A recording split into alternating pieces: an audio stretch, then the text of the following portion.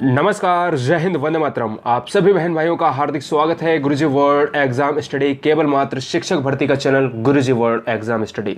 बात करते हैं दोस्तों, क्या पढ़ा है आपने, कौन सा पार्ट छूटा है। मनोविज्ञान की मैराथन क्लास आज A to Z सेशन को कंप्लीट कर लेते हैं। इस वीडियो में पहले हम सिद्धांत देखेंगे। जो बच्चे यहाँ पर ये पता नहीं है उनका कि कौन सा पार्ट छूट गया है, सी टेट और टेट में एग्जाम बहुत पास में है, बहुत ही कम समय बचा हुआ है। याद रखिएगा, सबसे पहले कुछ 4 निर्देश दे देते हैं, पॉइंट है, सावधानी कि आपने क्या लिखा है क्या नहीं लिखा है, इसको देखिएगा। और लिखा हुआ चीज जो होता है वो माइंड में सेट हो जाता है, क्लियर अपने हाथों से, ठीक है ना। तेजी से वीडियो खत्म होगी, कोई पॉइंट छूटेगा नहीं, समझाऊंगा पूरा, ठीक है। बस दिमाग में आपको बस कंसंट्रेशन के साथ, हेडफोन है हेडफोन यूज करिएगा, ईयरफोन है ईयरफोन यूज करिएगा, कैसे भी बस आपका कंसंट्रेशन होना चाहिए। दूसरी चीज है कि यहाँ पर बार बार ना देखना पड़े, जो लिख लेना है वो लिख लेना है आज ही, ठीक है। याद रखिएगा, ये नोट्स, अपना जो नोट्स होता है वो बहुत ही अमृत के तरीके से काम आता है, ठीक है, दिमाग में रखना है। तीसरी चीज, बहुत सारे फेक चैनल बन गए हैं गुरुजी वर्ल्ड के, याद रखिएगा। आवाज और ये गुरुजी वर्ल्ड, ये सर्च करना है, WORLD गुरुजी वर्ल्ड, अपना लोगो देख लेना है, कौन सा लोगो है, ये वाला लोगो देख लेना है, तभी आप जो है ज्वाइन करें कोई भी ग्रुप और कुछ भी, ठीक है। दूसरी बात करते हैं कि एग्जाम अच्छा जाएगा बिना किसी रुकावट के। अब वीडियो हम स्टार्ट करते हैं, याद रखिएगा। चलते हैं, स्टार्ट करते हैं इस वीडियो का। सबसे पहले हम पियाजे से लेकर सब कुछ यहाँ पर जानेंगे। वाइगोत्स्की हो, वेंडूरा हो, अब्राहम मैस्लो हो, ठीक है, चाहे जो व्यक्तित्व हो, चाहे अभिप्रेरणा हो, चाहे कुछ भी हो, सब कुछ जानेंगे A to Z। बस वीडियो बहुत तेजी से खत्म करेंगे, टेंशन मत लेना, क्योंकि हम मतलब की बात करते हैं, तमाशा नहीं करते हैं। अच्छी लगेगी तो ही सब्सक्राइब करना, मेरे लिए सब्सक्राइब इंपॉर्टेंट नहीं है, हमारे लिए बस क्या है, आपका सिलेक्शन, आपके परिवार की मुख पर हम हंसी देखना चाहते हैं। जय हिंद, वंदे मातरम। चलते हैं इसी जोश के साथ वीडियो को स्टार्ट करते हैं। सबसे पहले कि जीन पियाजे से एक क्वेश्चन ही आ जाता है कि संज्ञानात्मक विकास के लिए कौन जाना जाता है, तो जीन पियाजे जाने जाते हैं। जीन पियाजे कहाँ के वैज्ञानिक थे, ये मनोवैज्ञानिक है, ये स्विट्जरलैंड के वैज्ञानिक थे, यानी SWT कहा जाए, ये स्विट्जरलैंड के मनोवैज्ञानिक या मनोचिकित्सक कहा जाता है। इनके बारे में पूरा डिटेल हम जानते हैं कि मनोवैज्ञानिक जो स्विट्जरलैंड के निवासी थे, कौन थे, पियाजे साहब थे, चिकित्सक थे। संज्ञानात्मक विकास दिया था, या फिर इन्होंने ज्ञानात्मक विकास भी कह सकते हैं, या फिर इसे विकासात्मक जो है सिद्धांत भी कह सकते हैं। मतलब क्या है, सुनिएगा। इन्होंने कहा कि बच्चा जैसे जैसे बढ़ता है उसमें अवस्था के दौरान ही उसमें डेवलपमेंट होता है। और इसके उल्टे में वाइगोत्स्की ने कहा था कि बच्चा का विकास अवस्था के ऊपर नहीं होता है, समाज के ऊपर होता है, समाज में रह के बच्चा का विकास होता है। लेकिन पियाजे ने कहा था संज्ञानात्मक विकास या विकासात्मक विकास, या फिर ज्ञानात्मक या फिर संज्ञानात्मक में कहा, जैसे जैसे बच्चा धीरे धीरे बढ़ता है वैसे वैसे बच्चा विकसित के रूप में जाता है, ठीक है। अब दिमाग में क्या रखना है कि यहां पर इन्होंने अपने बच्चों पर प्रयोग किया, इसलिए बहुत ज्यादा ये चर्चित में भी रहे हैं, ठीक है। और उनकी अवस्थाओं में हुए परिवर्तन को खोजा, और इसके बाद इन्होंने डेवलपमेंट एक थ्योरी दे दी, यानी संज्ञानात्मक विकास, ठीक है। चलता हूं दोस्तों, देखता हूं कि संज्ञानात्मक विकास में था क्या। संज्ञानात्मक विकास में दूसरा क्वेश्चन ऐसे पूछ सकता है कि कितनी अवस्थाएं थी, आप कहोगे कि 4 अवस्थाएं थी, ठीक है। आपसे 4, 3, 5, 2 ऐसे ऑप्शन में दे सकता है। अब हम बात करते हैं जो बहुत डीप में क्वेश्चन आते हैं कि यह बता दीजिएगा कि बच्चे का गणित कैलकुलेशन कौन सी अवस्था में आता है, बच्चा अमूर्त चिंतन कब करता है, बच्चा चिंतन कब करता है, बच्चा तर्क कब करता है, तो हमें इनके बारे में पूरा ज्ञान होना चाहिए। संज्ञानात्मक विकास के चरण कौन से हैं, पहला है संवेदीगामक अवस्था। हमने कहा पियाजे ने कितनी चरण दिए हैं, 4 चरण दिए हैं। पियाजे कहाँ के वैज्ञानिक हैं, स्विट्जरलैंड के वैज्ञानिक हैं। कौन सा विकास दिया है, विकासात्मक या संज्ञानात्मक विकास दिया। पहला जो हमारा चरण है वो है संवेदीगामक अवस्था। इसमें जन्म से 2 वर्ष, आपसे एक हमेशा क्वेश्चन पूछा जाता है कि आपकी मूर्त संक्रियात्मक अवस्था की एज क्या है। याद रखिएगा, हमें सभी याद होंगी, तभी आपको एग्जाम में क्वेश्चन सॉल्व करने में बहुत हेल्प मिलेगी। संवेदीगामक पूछ सकता है, एज क्या है, जब बच्चा पैदा होता है 2 साल तक, ठीक है। दूसरी है पूर्व संक्रियात्मक अवस्था, 2 साल से 7 वर्ष तक। और तीसरी आती है संक्रियात्मक अवस्था, जिसकी जो एज होती है वो होती है 7 से 11 वर्ष, ठीक है। चौथी अवस्था आती है मूर्त के बाद औपचारिक अवस्था, औपचारिक संक्रियात्मक, या आप कह सकते हो, ठीक है, क्या कह सकते हो, अमूर्त अवस्था, ठीक है। अगर अब हम बात करते हैं 11 से 15 वर्ष, मूर्त आए तो मूर्त लगाएंगे, औपचारिक या फिर अमूर्त अवस्था कहेंगे, संक्रियात्मक अवस्था कहेंगे, वो 11 से 15 वर्ष होती है, ठीक है। अब हम चलते हैं, एक एक डिटेल को जान लेते हैं। कहते हैं कि संवेदीगामक अवस्था में बच्चा क्या करता है। हमें पता है कि संवेदीगामक बच्चा 0 से 2 साल रहता है, ठीक है। इसमें 0 से 2 साल का जो बच्चा होता है वो बालक पैदा होता है, भैया ये बताओ 2 साल का बच्चा कितना छोटा होगा, आप ही समझ नहीं सकता है वो कुछ भी। जो भी ज्ञान होगा वो मूल प्रवृत्ति से समझेगा, इंद्रियों से समझेगा। इंद्रियों की संख्या कितनी होती है? 5 होती है, नाक, कान, जीभ, त्वचा, ठीक है ना, यही चीजें होती हैं। अगर हम बात करते हैं कि बालक जो भी कार्य करता है शरीर से, इस अवस्था में संवेदी समझ होती है, आंख, कान, नाक, त्वचा से करता है, ठीक है ना। याद रखिएगा यहां पर अपनी इंद्रियों से वो क्या करता है? कार्य करता है। गामक क्रियाएं होती हैं इसमें, पकड़ना, खिलौनों को पकड़ता है, ठीक है ना, खोलना, लिखना। लिखना का मतलब है कि लाइनें ऐसे ऐसे कर देता है अपने हाथों से, ठीक है ना। यहां पर ये भी दिमाग में रखना है, चूसना, चीजों को पकड़ के एकदम से चूसने लगना, ये बच्चा करता है। तो आपसे कह सकता है कि बच्चा कब जो है मूल प्रवृत्ति से सीखता है, इंद्रियों से सीखता है, तो पियाजे की कौन सी अवस्था से सीखता है? संवेदी गामक से सीखता है, ठीक है। स्कीमा क्या होता है? स्कीमा छोटे छोटे बच्चों की क्रियाएं मस्तिष्क से जुड़ी रहती हैं, स्कीमा कहलाती हैं, ये जीन पियाजे ने कहा था, ठीक है। प्रकाश के प्रति क्वेश्चन नंबर 3 आपसे पूछ सकता है, कहता है कि बच्चा पियाजे की कौन सी अवस्था के अनुसार प्रकाश के प्रति, चकाचौंध के प्रति सचेत होता है? तो वो संवेदी गामक है, यानी 0 से 2 साल। आपसे क्वेश्चन नंबर 4 ये पूछ सकता है कि संवेदी गामक अवस्था का काल बताइए, 0 से या जन्म से 2 वर्ष, ठीक है। अब हम बात करते हैं दूसरी अवस्था, जैसे पियाजे आते हैं। दूसरी अवस्था में क्या है कि आप 2 वर्ष के ऊपर वाली 7 वर्ष तक जो अवस्था चलती है वो पूर्व संक्रियात्मक अवस्था चलती है, ठीक है। कह रहा है कि पूर्व संक्रियात्मक अवस्था 2 से 7 वर्ष होती है। इस अवस्था में जैसे जैसे बच्चा बड़ा होता है, विकास होता है, डेवलपमेंट होता है, पड़ोसी बच्चों के साथ खेलता है। 2 से 7 वर्ष का जो दायरा होता है वो कहीं ना कहीं काफी बच्चा बड़ा हो जाता है, ठीक है। छोटे छोटे बच्चों का यहां पर साथ मिल जाता है और वो ज्यादा बाहर नहीं निकल पाता है अभी, ठीक है। साथ में क्या करता है कि बालक चित्रों का प्रयोग करने लगता है 7 वर्ष तक, और शब्दों का, प्रतीकों का प्रयोग करने लगता है, प्रतीकात्मक खेल भी खेलने लगता है, छुपा छुपी वाला, ठीक है ना, दिमाग में ये भी रखना है। और साथ में क्या करता है कि सही अनुपात का अंतर नहीं कर पाता। जैसे एक यहां पर रुई का बंडल रख दूं, इसमें 5 किलो रुई है, और एक जगह पर हमने क्या कर दिया, यहां पर जो है 5 किलो लोहा है, तो 5 किलो लोहा और 5 किलो रुई में वो कहेगा कि रुई ज्यादा है। क्यों रुई ज्यादा है? क्योंकि उसका आयतन जो है, आकार जो है वो काफी बड़ा होगा 5 किलो में, और जबकि यहां पर लोहा बहुत छोटे में होता, तो वो बता देगा कि रुई ज्यादा है, ठीक है। तो अंतर नहीं कर पाता है। आपसे क्वेश्चन बहुत बार पूछा गया है कि सही अनुपात अंतर नहीं कर पाता है, कौन सी पियाजे की अवस्था है? तो वो है पूर्व संक्रियात्मक या 2 से 7 वर्ष। नेक्स्ट क्वेश्चन हमारा बनेगा कि इस अवस्था में बालक सही प्रकार का चित्र नहीं बना पाता है। जी बिल्कुल नहीं बना पाता है, और सजीवता के लक्षण देखने को मिलते हैं। जैसे गुड़िया की बात करते हैं, बोले कि इस गुड़िया को मारना मत, है ना, ये गुड़िया हमारी है, कपड़े की बनी गुड़िया होती है। तो याद रखिएगा सजीवता का लक्षण यही होता है कि वो गुड़िया गुड्डों से बहुत प्यार करते हैं। क्लियर? दिमाग में आपको ये भी रखना है। अब हम बात करते हैं पियाजे की तीसरी अवस्था है, तो मूर्त संक्रियात्मक। ये बहुत इंपॉर्टेंट है, यही यहां से क्वेश्चन बहुत पूछा जाता है। कहता है कि मूर्त संक्रियात्मक अवस्था में 7 से 11 वर्ष तक का बच्चा जो होता है वो मूर्त संक्रियात्मक अवस्था में आता है। कहता है तर्क पर आधारित रहता है, चिंतन का समावेश होता है। आपसे क्वेश्चन पूछ सकता है, कह सकता है कि कौन सी अवस्था ऐसी है पियाजे की जिसमें बच्चा तर्क करता है, चिंतन करता है और मूर्त चिंतन करता है? तो हमारा कौन सा हो जाएगा? 7 से 11 वर्ष वाली पियाजे की मूर्त संक्रियात्मक अवस्था। इसमें बच्चे को अनुपात का ज्ञान हो जाता है। पहले बच्चे को अनुपात का ज्ञान नहीं होता है, लेकिन ऐसे ऐसे जैसे जैसे एज बढ़ती है 7 से 11 वर्ष में, वैसे वैसे बच्चे का अनुपात सही हो जाता है। अब बच्चा आरोही क्रम, अवरोही क्रम समझने लगता है, जोड़ और भाग समझने लगता है। क्वेश्चन बहुत बार ये पूछा गया है कि सबसे ज्यादा गणित का कैलकुलेशन का विकास किस अवस्था में होता है? तो मूर्त संक्रियात्मक में होता है। अवरोही आरोही क्रम में चीजों को लगाने लगता है, छोटी बड़ी फिर बड़ी फिर बड़ी फिर बड़ी, है ना, यहां से भी ऐसे लगाने लगता है। तो याद रखिएगा मूर्त संक्रियात्मक बच्चा में चिंतन करता है, तर्क करता है, और यहां पर अवरोही आरोही और गणित का कैलकुलेशन सबसे तेज करता है।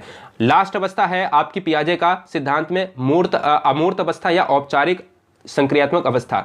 इसमें 11 वर्ष से 15 वर्ष के बच्चे बालक आ जाते हैं। इसमें अमूर्त, जब भी कहे कि मूर्त चिंतन बच्चा कब करे तो आप कह दोगे कि यहां पर मूर्त अवस्था में। जब भी कहे अमूर्त चिंतन कब करे तो आप कहोगे कि जो है औपचारिक या अमूर्त संक्रियात्मक अवस्था। एज कितनी है? 11 से 15। मूर्त की कितनी एज है? 7 से 11। ठीक है। संवेदी गामक की कितनी है? 2 से 7। ध्यान में रखना है सारी चीजें। अंकों का प्रयोग करता है बच्चा, अंकों का सबसे ज्यादा डिजिट का प्रयोग करता है बच्चा औपचारिक में। समस्या समाधान, बच्चे को अगर कोई समस्या होती तो वो दूसरे के पास नहीं जाता है इस एज में, तो बच्चा स्वयं समस्या समाधान के लिए हो जाता है। क्वेश्चन नंबर नेक्स्ट पूछ सकता है कि बच्चा कब अमूर्त चिंतन करता है, कौन सी अवस्था में करता है? 11 से 15 वर्ष में करता है, अमूर्त अवस्था में करता है। बच्चा कब अमूर्त चिंतन के बाद समस्या समाधान करने लगता है? वो भी आपका औपचारिक अवस्था में करता है। और कार्य कारण को समझने लगता है। ठीक है, दिमाग में आपको ये भी रखना है। अब हम नेक्स्ट सिद्धांत पर चलते हैं, कोहलर का सिद्धांत। कोहलर का सिद्धांत क्या है दोस्तों, लिखते जाना, वीडियो अगर तेज है तो अपने को रोकते जाना, क्योंकि हम बोरियस क्लास को नहीं बनाना चाहते हैं, बस हमारा एग्जाम पास में हमें बहुत चीजें कंप्लीट करनी है। कोहलर का सिद्धांत को हम इंग्लिश में इनसाइट थ्योरी कहा जाता है। इनसाइट थ्योरी में क्या है कि इसको हम सूझविधि, अंतर्दृष्टि सिद्धांत या गेस्टाल्टवाद सिद्धांत के नाम से भी जाना जाता है।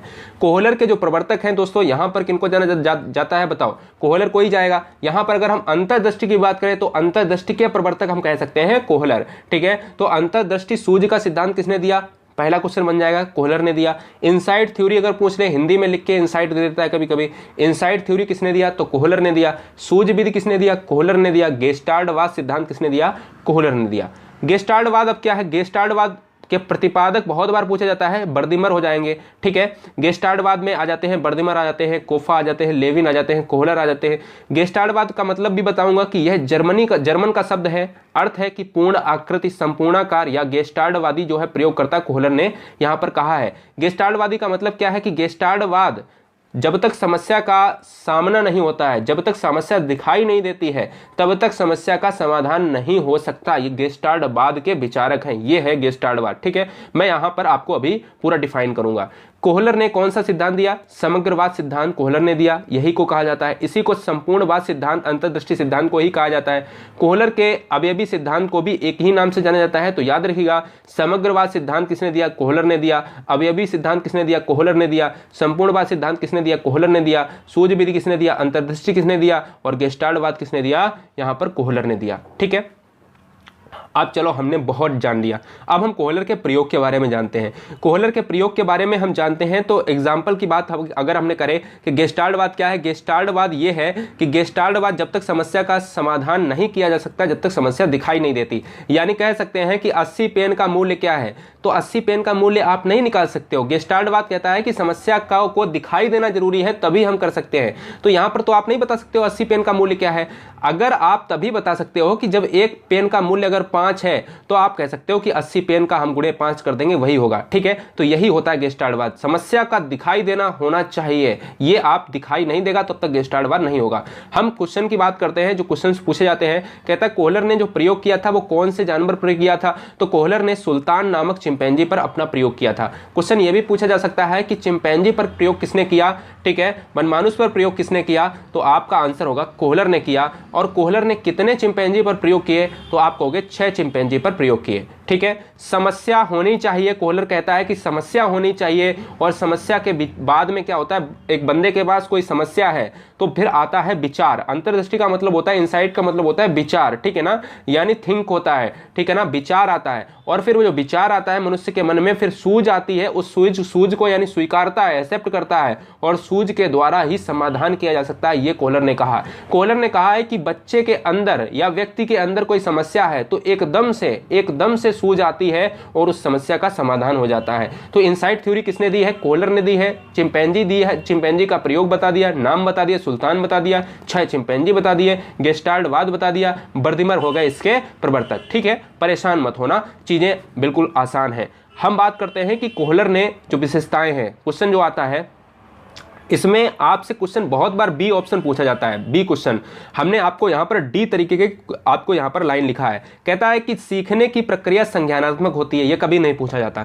लेकिन जो हमेशा यह पूछा जाता है कि सीखने की प्रक्रिया धीरे धीरे ना होकर अचानक हो जाती है, किसने कहा है, किसके सिद्धांत के अनुसार है। तो यार जब भी मैंने कहा कि एक समस्या का समाधान है और कोई बंदा बैठा हुआ है सिर पे हाथ रखे, और क्या होता है कि एकदम से सूझ आ जाती है, ये कोहलर ने कहा। तो ध्यान में रखना है कि अचानक अगर वर्ड आता है तो वो सूझ का सिद्धांत, अंतर्दृष्टि का सिद्धांत, इनसाइट थ्योरी हो जाएगी। कोहलर ने कहा था सूझ अचानक आती है और सूझ के लिए समस्या का होना अति आवश्यक है, यानी समस्या होगी तभी तो भैया समाधान करोगे मेरे भाई। गेस्टाल्टवाद की बात करते हैं, ठीक है ना। अब हम बात करते हैं शिक्षा में महत्व क्या है इसका, कोहलर के सिद्धांत का। सूझ के द्वारा बालक समस्या का हल कर सकता है। अगर कोई बच्चा सवाल में फंस रहा है तो वो कह रहा है कि कोहलर साहब कहते हैं कि एकदम से सूझ आती है, अचानक सूझ आती है और बच्चे का यहां पर समाधान हो जाता है। कल्पना करना, तुलना करना, तर्क करना भी महत्व हो जाता है इस जो है आपके प्रिंसिपल में। बात करते हैं यहां पर कोहलर ने 2 प्रयोग किए थे मुख्यतः। चिंपैंजी पर प्रयोग किया था। मैंने कहा ठीक है। कौन था चिंपैंजी? सुल्तान था। कैसा था? भूखा बंदर था। ठीक है। जब भी थॉर्नडाइक की बात करते हैं तो बिल्ली पर किया था, पावलोव की बात करते हैं कुत्ते पर प्रयोग किया था, स्किनर की बात करते हैं चूहे पर किया था।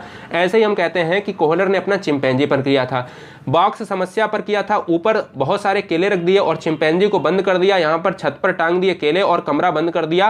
प्राप्त करने की कोशिश की और वो बैठ गया। सूझ आई थोड़ी देर में और बक्सों पर चढ़कर उसने लक्ष्य को प्राप्त कर लिया। वो बैठा रहा कि भूख लगी है बहुत तेजी से, केले ऊपर है, हम पहुंच नहीं सकते, और उसने बक्सों को दर बाई दर ऊपर रखा। अचानक एकदम से दिमाग में आया, बोला कि ऐसे पहुंचा जा सकता है। सूझ आई और केले को खाया, भूख मिटाया। ठीक है। ऑप्शन जो भी आए वो लगा देना। हमने कहा सूझ एकदम आती है। दूसरा प्रयोग किया था छड़ी का प्रयोग। बहुत सारी छड़ी रख दी, चिंपैंजी को पिंजरे में बंद कर दिया, केला ऊपर लटका दिया, बस दोनों छड़ी रख दी। अब केले को प्राप्त करने में वो असफल नहीं रहा क्योंकि छड़ी थी छोटी। अब दो छड़ी थी अलग अलग। ठीक है। एक छड़ी ये थी। थोड़ी देर बाद वो बैठा थक गया और उसने सोचा कि अगर इस छड़ी को इसके साथ अगर हम मिला दें तो बड़ी हो जाएगी और इसको हम प्राप्त करके केलों को प्राप्त किया जा सकता है। तो यहां पर क्या हुआ कि ऐसा ही हुआ, और ऐसा होने के बाद छड़ी को जोड़कर केले से प्राप्त कर लिया। दो प्रयोग किए थे कोहलर ने। चिंपैंजी पर किया था, सुल्तान पर किया था। कितने थे? 6 चिंपैंजी थे। गेस्टार्डवादी के प्रवर्तक बर्थिमर थे। सूझ का सिद्धांत, अंतर्दृष्टि का सिद्धांत किसने दिया? आपका कोहलर ने दिया। सारे सिद्धांत को मैं पूरा क्लियर करता जाऊंगा। अब मैस्लो के सिद्धांत पर आते हैं। जो मैस्लो का सिद्धांत है वो भैया बहुत इंपॉर्टेंट है। क्यों इंपॉर्टेंट है जरा समझना। देखिएगा, अगर हम बात करते हैं मानवतावादी सिद्धांत किसे कहा जाता है? मैस्लो के सिद्धांत को कहा जाता है। पदानुक्रमित सिद्धांत किसे कहा जाता है? मैस्लो के सिद्धांत को कहा जा सकता है। ठीक है। देखिएगा, इन्होंने 5 सिद्धांत दिए। 5 सिद्धांत का मतलब है कि इनके 5 सिद्धांत को एक ही नाम से जाना जाता है। यहां पर मैस्लो ने एक ट्रायंगल सिद्धांत दिया था। उस ट्रायंगल के सिद्धांत को हम पूरा डिस्क्राइब करते हैं। कहा है कि अब्राहम ने मानवतावादी सिद्धांत दिया। इसको हम पदानुक्रमित आवश्यकता का सिद्धांत कहते हैं। इसे हम मांग का सिद्धांत कहते हैं, आपूर्ति का सिद्धांत कहते हैं, नाभिकीय आवश्यकता का सिद्धांत कहते हैं, और साथ ही साथ स्व यथार्थीकरण का सिद्धांत के नाम से भी जानते हैं। हमने कहा मानवतावादी और मांग अगर आ जाते हैं तो हमेशा मानवतावादी और मांग ही पूछा जाता है, दिमाग में रखता है। और ये तीसरा क्वेश्चन भी आपको दिमाग में रखना है। मानवतावादी आवश्यकता का सिद्धांत मैस्लो साहब ने दिया, मांग आपूर्ति का सिद्धांत मैस्लो साहब ने दिया, पदानुक्रमित आवश्यकता का सिद्धांत मैस्लो साहब ने दिया। 3 तो आपको भूलना ही नहीं है, और चौथे नंबर पर ये कर लेना, ये ज्यादा नहीं आता है, स्व यथार्थीकरण आवश्यकता का सिद्धांत। अब हम बात करते हैं जो इन्होंने सिद्धांत दिया था वो क्या है।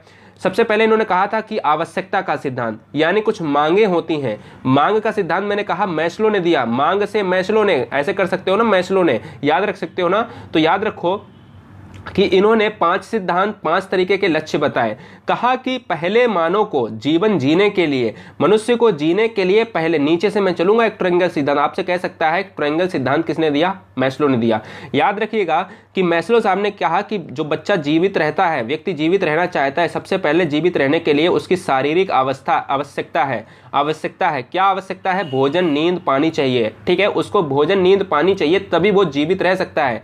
जैसे जैसे इस अवस्था का पूर्ण हो गया और दूसरी अवस्था उसकी होती है, डिमांड होती है कि हमें चलो ये तो मिल गया, अब हमारी आती है कि सुरक्षा, जो सुरक्षा होती है, सामाजिक सुरक्षा हो या फिर आर्थिक सुरक्षा हो, दोनों तरीके की सुरक्षा चाहिए। यानी समाज में अगर वो रहना चाहता है तो हमें सुरक्षा चाहिए, समाज की सुरक्षा और आर्थिक रूप की सुरक्षा चाहिए। ठीक है। हमें भोजन, नींद, पानी भी मिल गया, आदमी को सुरक्षा सामाजिक आर्थिक भी मिल गई। और तीसरा हमारा है प्रेम। हमें अब प्रेम चाहिए, वो परिवार से प्रेम करता है, समाज में रहकर प्रेम करता है, अंतःक्रिया करता है, अभिव्यक्ति व्यक्त करता है और मित्रों से प्रेम करता है। अब उसको भोजन, नींद, पानी जीने के लिए मिल गया, रहने के लिए सुरक्षा मिल गई, प्रेम भी करने लगा। अब उसने कहा हमें चौथी चीज चाहिए, मांग आपूर्ति। मैस्लो के हिसाब से उसने कहा कि परिवार, समाज, मित्र, सबसे प्रेम हो गया, सम्मान मिले, हम ऐसा कुछ काम करें उस सम्मान से हमारा पहचान, आइडेंटिटी हो और हमें पहचान हो। ठीक है। नेक्स्ट हमारा जब ये हो जाने के बाद वो परम लक्ष्य की तरफ बढ़ता है, इसको हम कहते हैं आत्म सिद्धिकरण।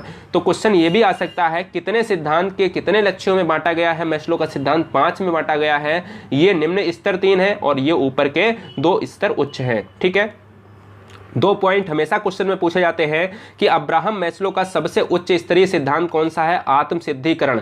आत्म सिद्धिकरण का मतलब है कि दोस्तों उच्च सिद्धांत यहीं पर तो है, लक्ष्य वाला, लक्ष्य स्व यथार्थीकरण दोस्तों हमने ऊपर बताया था। निम्न स्तर में उच्च स्तर की ओर मैस्लो का सिद्धांत है। याद रखिएगा, निम्न से, मतलब कहा है कि निम्न से यहां से बढ़ेंगे, फिर यहां से बढ़ेंगे, फिर यहां से बढ़ेंगे। तो कैसे मैस्लो का सिद्धांत बढ़ता है? नीचे से शारीरिक मांग से लेकर हमें क्या करता है? लक्ष्य तक ले जाता है। अब हम क्वेश्चन नंबर नेक्स्ट सिद्धांत पर चलते हैं। नेक्स्ट सिद्धांत पर हमारा चलने का यहां पर ये देखिएगा थॉर्नडाइक। देखिएगा थॉर्नडाइक की अगर हम बात करते हैं यहाँ पर कि प्रयास एवं त्रुटि का सिद्धांत। हमें क्वेश्चन बहुत बार पूछा जाता है कि प्रयास एवं त्रुटि का सिद्धांत किसने दिया था? ठीक है। उद्दीपक अनुक्रिया का सिद्धांत किसने दिया था? ठीक है। संबंधवाद का सिद्धांत किसने दिया था?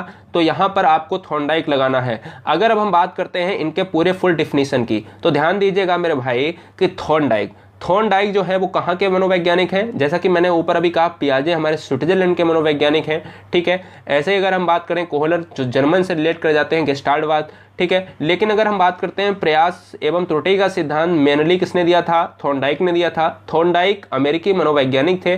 थॉर्नडाइक प्रथम पशु मनोवैज्ञानिक थे। ठीक है।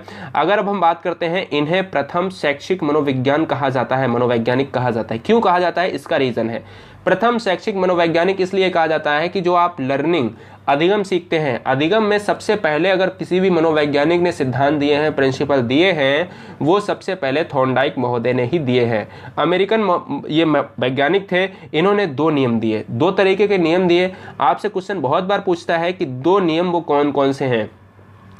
पहला नियम में आता है मुख्य नियम, दूसरे नियम में आते हैं गौड़ नियम। तो ये 2 नियम थे। अब इनमें कितने नियम हैं मैं वो डिस्क्राइब करता हूं। मुख्य नियम में 3 नियम है, गौड़ नियम में 5 नियम है। सबसे पहले एक पॉइंट याद रखो कि यहां पर थ्योरी यस आर बॉन्ड किसने दिया, यस आर थ्योरी किसने दिया। जैसे जैसे क्वेश्चंस बनता है आपसे कहता है यस टाइप थ्योरी किसने दी, तो आप पावलोव मार देते हो। आर टाइप थ्योरी किसने दी, तो आप स्किनर मार देते हो। अब हम बात करते हैं एस आर थ्योरी, यानी स्टिमुलस और रिस्पॉन्स इसको कहते हैं। स्टिमुलस का मतलब होता है उद्दीपक और रिस्पॉन्स का मतलब होता है अनुक्रिया। यस आर थ्योरी किसने दिया है? थॉर्नडाइक ने दिया है। अब हम बात करते हैं थॉर्नडाइक के मुख्य नियम कौन से थे। स्क्रीनशॉट ले लेना, ये गुरुजी वर्ल्ड एग्जाम स्टडी, ठीक है ना, गुरुजी वर्ल्ड एग्जाम स्टडी का यहाँ पर स्क्रीनशॉट ले लीजिएगा। देखिए थॉर्नडाइक के नियम में मैंने कहा 2 नियम दिए थे। 2 नियम का मतलब है कि मुख्य नियम में आपके 3 नियम थे, गौड़ नियम में कितने थे? 5 नियम थे। मुख्य नियम में आपका था अभ्यास का नियम, दूसरा नियम है तत्परता का नियम, और तीसरा नियम है प्रभाव का परिणाम का नियम। याद रखिएगा मुख्य नियम थे 3 और गौड़ नियम थे 5। ठीक है, दिमाग में आपको रखना है। दूसरी चीज संबंधवाद का सिद्धांत, बहुबुद्धि के बहुकारक सिद्धांत भी थॉर्नडाइक ने दिया था, और बहुखंड का सिद्धांत भी इसे कहा जाता है थॉर्नडाइक ने ही दिया था। तो कहे कि संबंधवाद का सिद्धांत किसने दिया, बुद्धि के बहुकारक सिद्धांत किसने दिया, या फिर बहुखंड का सिद्धांत किसने दिया, तो थॉर्नडाइक ने ही दिया।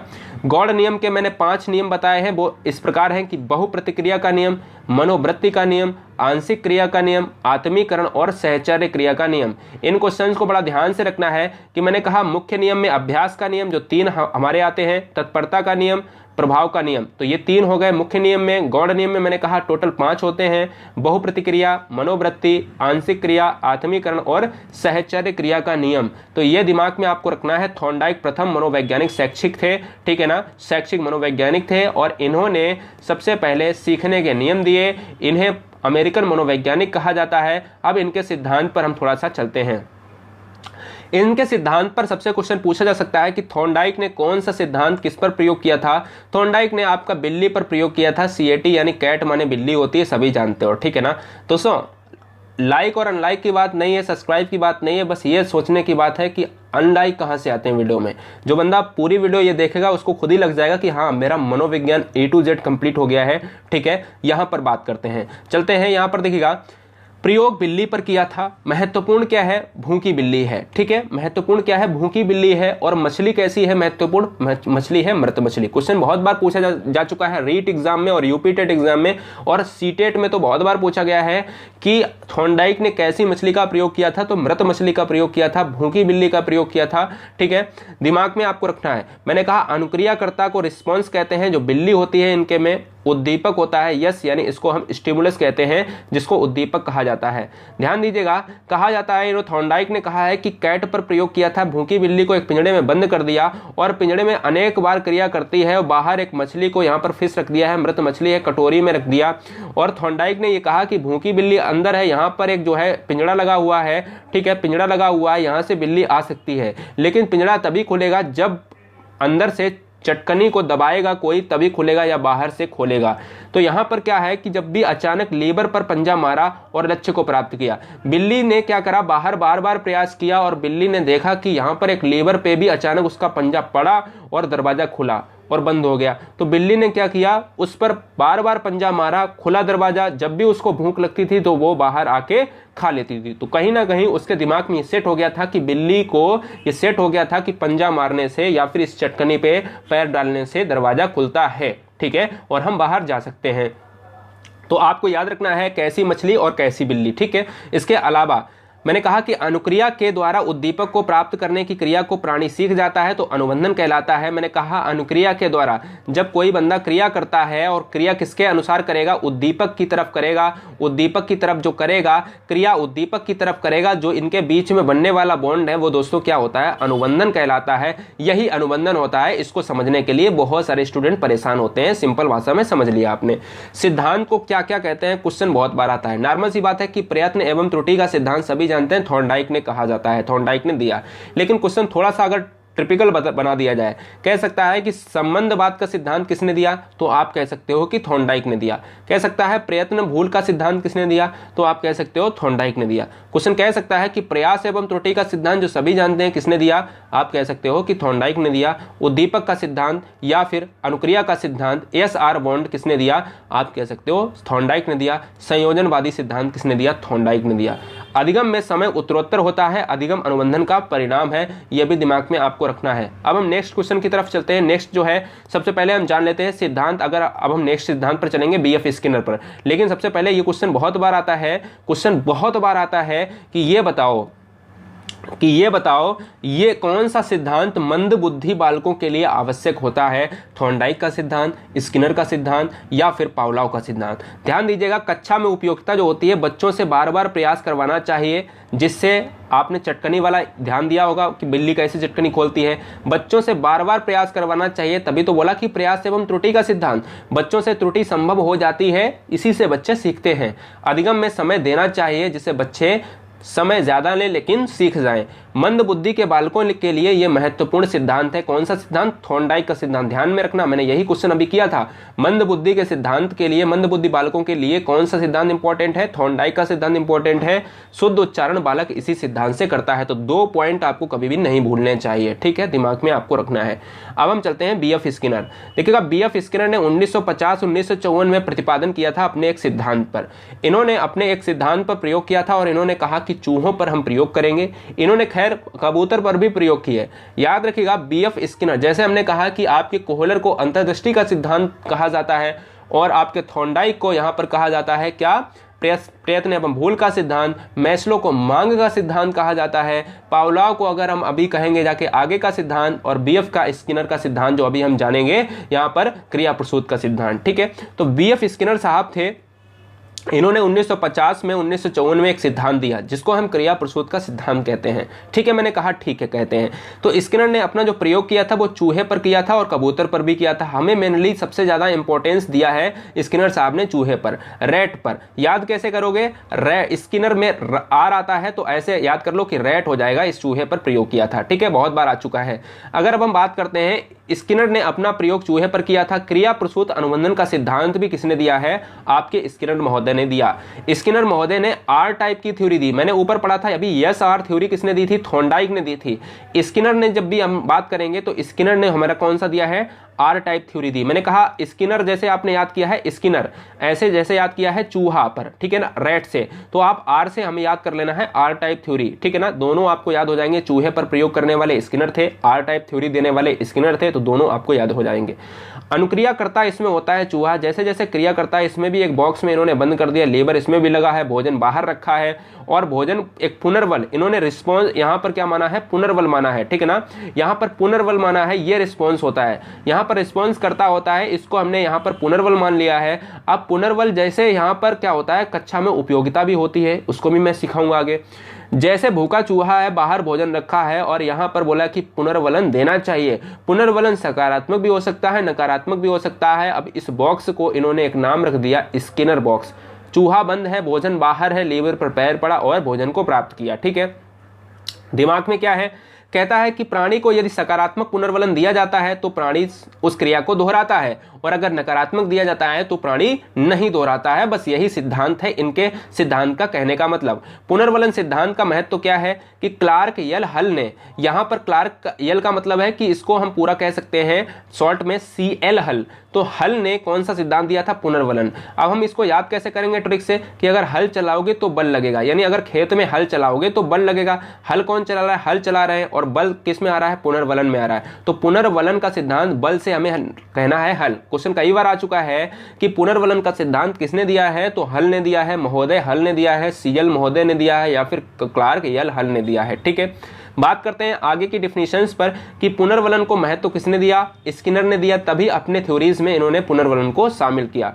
स्किनर ने कहा कि प्राणी सही क्रिया कर रहा है तो उसे तुरंत पुनर्वलन दिया जाना चाहिए। जैसे बच्चे अगर सही क्रिया कर रहे हैं तो उन्हें पुनर्वलन तुरंत देना चाहिए। इसमें उद्दीपक की जरूरत नहीं होती है, कोई भी स्टिमुलस की जरूरत नहीं होती है, जिससे हम लक्ष्य कहते हैं, उसकी कोई भी यहाँ पर जरूरत नहीं होती है। इन्होंने स्किनर साहब ने पावलोव की आलोचना की। पावलोव यानी पावलोव महोदय हमारे हैं रशियन वैज्ञानिक हैं जिन्होंने कुत्ते पर प्रयोग किया था। ठीक है, इन्होंने कुत्ते पर प्रयोग करने वाले पावलोव महोदय की यहाँ पर की थी, यहाँ पर आलोचना की। बोला कि उद्दीपक आप प्रयोग कर रहे हो, उद्दीपक की जरूरत नहीं होती है, जबकि उद्दीपक की जगह किसकी जरूरत होती है? पुनर्वलन की जरूरत होती है। ठीक है, दिमाग में आपको ये रखना है। अब आपके दिमाग में आता होगा कि पावलोव का सिद्धांत भी सर पढ़ा दीजिएगा। पावलोव का सिद्धांत क्या है? सुनिएगा। हमने वैसे पार्ट में भी बहुत सारे वीडियो डाले हैं, अच्छी तरीके से धीमे धीमे समझाया भी है। हमारे पास समय कम है, हम तेजी से इस वीडियो को खत्म कर रहे हैं। क्यों खत्म कर रहे हैं? क्योंकि हमारा कोई भी पॉइंट छूटेगा भी नहीं, लेकिन बोलने का जो तेजी है, फास्ट है, वो तेज है, और कुछ नहीं। समझाने का तरीका वही है। अधिगम का सिद्धांत देखिएगा, ई पावलोव। यहां पर पावलोव क्या है? पावलोव दोस्तों है हमारे रशियन वैज्ञानिक। ये कौन है? ये मनोचिकित्सक हैं। इनको कह सकते हो कि आपने लार के प्रयोग पर करने वाले ये मनोवैज्ञानिक हैं। ई पावलोव इनको जाना जाता है। इन्होंने कहा कि जब भी कोई व्यक्ति या प्राणी अनुक्रिया करता है, किसकी तरफ? उद्दीपक। ये अनुक्रिया करने वाला है। ठीक है, उद्दीपक का मतलब होता है लक्ष्य, यानी लक्ष्य को प्राप्त करना। हम क्रिया किसकी तरफ करते हैं? हम नौकरी पाने के लिए लक्ष्य की तरफ करते हैं। और जो भैया अनुक्रिया करता है लक्ष्य की तरफ, और भैया उनके बीच में जो बॉन्ड बनता है वो अनुबंधन कहलाता है। ठीक है, अनुबंधन कहलाता है। इसलिए इनको अनुबंधन का जनक भी कहा जाता है। तो आप एक बात दिमाग में रखना है, गांठ बांध लेना, अनुबंधन का जनक किसे कहा जाता है? पावलोव को कहा जाता है। पावलोव क्रिया करके प्राणी उसी लक्ष्य को, उद्दीपक को प्राप्त करता है, उसे अनुबंधन कहा जाता है। मैंने बार बार बताया है। अब हम थोड़ा सा इंपॉर्टेंट थ्योरी जान लेते हैं। अनुबंधन का जनक ई पावलोव, मैंने बार बार कहा है, भूलना मत। पावलोव रशियन मनोवैज्ञानिक पावलोव थे। बताया 1904 में नोबेल पुरस्कार मिला। क्यों मिला? क्योंकि इन्होंने प्रयोग किया था कुत्ते पर, और लार को यहाँ पर इन्होंने प्रयोग किया बहुत अच्छी तरीके से, और उसको देखा कि कब कुत्ते के मुंह में लार आती है, घंटी बजाने पर आती है, कैसे आती है, उन्होंने पूरा डिस्क्राइब किया। हमें केवल कितना ध्यान रखना चाहिए? हमें यह ध्यान देना चाहिए कि जब कुत्ते को घंटी बजाते थे तो लार आती थी। एक समय ऐसा था कि खाना दिखाते थे तो लार आती थी। हमने यस टाइप और उसको UCR UCS में भी बांटा है कि प्राकृतिक उद्दीपन, प्राकृतिक अनुक्रिया। ठीक है ना, वहां पर भी बांटा है। खैर, हमें यहां पर यह देखना है इंपॉर्टेंट क्या है जो हमारा परीक्षा में आ रहा है, वो है कि कुत्ते पर प्रयोग किया। ठीक है, कौन से? कुत्ते पर प्रयोग किया। इन्होंने पाचन क्रिया पर शोध किया था, तभी 1904 में इनको नोबेल मिला। अनुबंधन के जनक में कहा जाता है पावलोव को। पावलोव ने यस प्रकार की थ्योरी दी। सबसे मोस्ट इंपॉर्टेंट यही होता है कि इसलिए हम यहाँ पर वीडियो यहाँ पर बहुत बनाने का इंपॉर्टेंट हो गया। कहता है कि यस आर थ्योरी की अगर बात आती है तो हमारे जाने जाते हैं कौन? थॉर्नडाइक जाने जाते हैं। बोले कि यहाँ पर आर टाइप की थ्योरी अगर दी जाए तो हमारे स्किनर महोदय जाने जाते हैं, जिसको मैंने आपको लास्ट में आर से रिलेट कराया था। बोले कि अगर यस टाइप की थ्योरी अगर आ जाए तो हमारे पावलोव जाने जाते हैं। कौन? पावलोव जाने जाते हैं। तो 3 क्वेश्चन आपको दिमाग में रखते हैं, यस आर, आर और यस। ठीक है, तो ये दिमाग में आपको रखना है। स्टिमुलस को इंपॉर्टेंस किसने दिया? आपके पावलोव ने दिया। ठीक है, आर को किसने दिया? स्किनर ने दिया। और यस आर को किसने दिया? थॉर्नडाइक ने दिया। दिमाग में ये क्वेश्चंस होने चाहिए।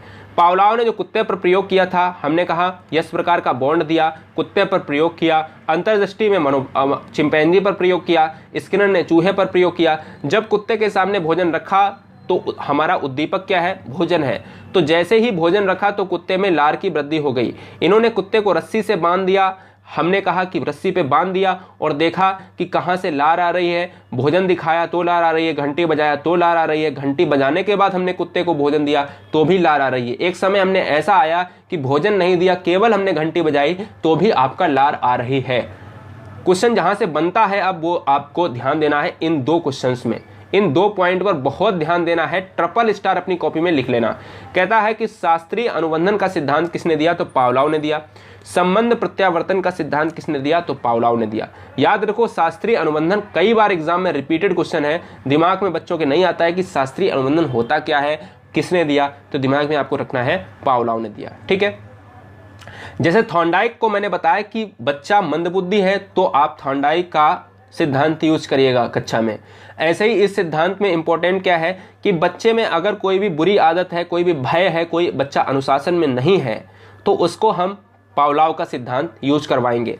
जैसे कह सकता है कि शिक्षक को विषय वस्तु के प्रति अनुबंधन कराना चाहिए, बिल्कुल कराना चाहिए। जैसे अनुक्रिया और उद्दीपक के बीच में जो चीज होती थी वो अनुबंधन कहलाती थी। ठीक है, जैसे अनुबंधन क्या होता है कि बच्चा 1 पढ़ता है, फिर उसी के आगे 2 पढ़ता है, 4 होता है, 5 होता है, 6 होता है, अनुबंधन के द्वारा ही सीखता है। ठीक है, अच्छी आदतों का निर्माण किया जा सकता है, बच्चा अनुशासन में लाया जा सकता है अगर वो अनुशासन नहीं है, अनुशासित नहीं है। बुरी आदत अगर है, उसके अंदर भय है, पूछ नहीं सकता, अपनी अभिव्यक्ति को उजागर नहीं कर सकता, इत्यादि से छुटकारा मिल सकता है, तो यहाँ पर भी कौन सा पावलोव को यहाँ पर थ्योरी में लाएंगे।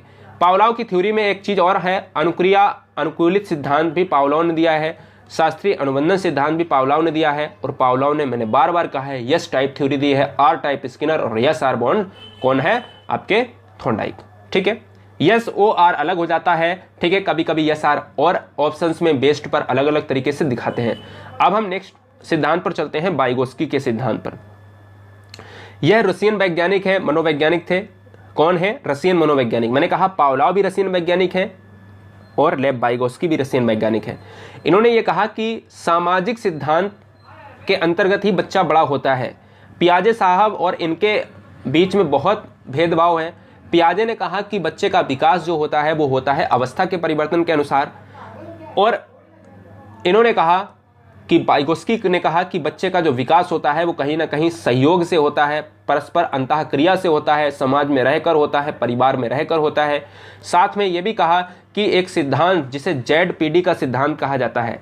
ZPD का सिद्धांत का मतलब होता है जोन ऑफ प्रॉक्सिमल डेवलपमेंट, अंतर से रिलेट करता है। इसको मैं पूरा भी डिफाइन करूंगा। पहले समझ लीजिएगा कि वाइगोत्स्की समाज के लिए जाने जाते हैं। कभी भी वाइगोत्स्की का क्वेश्चन आए तो आप सबसे पहले ये देखिएगा कि समाज से रिलेटेड कोई ऑप्शन है, मार देना खटाक से। अगर कोई ऑप्शन आए समाज वाला नहीं है, कहीं पर ऐसा लिखा हो अंतःक्रिया, तो आप फटाक से मार देना वाइगोत्स्की। अब बात करते हैं, इन्होंने सामाजिक सांस्कृतिक सिद्धांत दिया। ZPD का मतलब होता है zone of proximal development. Vygotsky का सिद्धांत ये कहता है कि बच्चे का विकास समाज के द्वारा होता है। बार बार चिल्ला रहा हूं, ध्यान दीजिएगा। कह रहा है कि बच्चे का विकास समाज के द्वारा होता है। ठीक है, ओके, क्लियर। जबकि पियाजे ने कहा उम्र के अनुसार होता है। पियाजे का अभी पूरा मैंने स्टेटमेंट आपको पढ़ा, एक एक डिफिनेशन, एक एक अवस्था को वहां पर डिस्क्राइब किया। ठीक है, बालक समाज के साथ अंतःक्रिया करता है। ये किसने कहा, ये समाज के साथ अंतःक्रिया करता है। तो मैंने कहा समाज वर्ड आता है तो वाइगोत्स्की आएंगे और कुछ नहीं आने वाला। ठीक है, दिमाग में आपको रखना है। समाज के द्वारा ही बच्चे का भाषा का विकास व विचारों का विकास होता है। भाषा का विकास जो होता है डेवलपमेंट होता है। ठीक है, लैंग्वेज डेवलपमेंट। तो यहाँ पर भी आपकी थिंकिंग जो होती है, विकसित होती है, वो समाज के द्वारा होती है। ठीक है, अब एल्बर्ट बंडूरा ने भी एक सिद्धांत दिया था जो काफी क्वेश्चंस आते हैं, लेकिन इतना ज्यादा नहीं पूछा जाता है। जब भी सामाजिक अधिगम का सिद्धांत आए तो अवलोकनात्मक अधिगम का सिद्धांत आए तो हम एल्बर्ट बंडूरा का सिद्धांत कहते हैं। इन्होंने क्या करा, एल्बर्ट बंडूरा ने, इन्होंने 2 टाइप के प्रयोग किए, इन्वेंशंस किए, कि या तो हमने जो है सजीव पर किया या तो फिर निर्जीव पर किया, और अपने कक्षा के बच्चों पर ही किया। कैसे? एल्बर्ट बंडूरा ने, सबसे पहले आपको जानना है कि मैंने कहा रशियन वैज्ञानिक आपके पावलोव और वाइगोत्स्की है। पियाजे साहब स्विट्जरलैंड से आ जाते हैं, थॉर्नडाइक अमेरिकन वैज्ञानिक है। ऐसे ही आपके एल्बर्ट बंडूरा कहाँ से हैं, कनाडा से हैं। ठीक है, क्वेश्चन आ सकता है।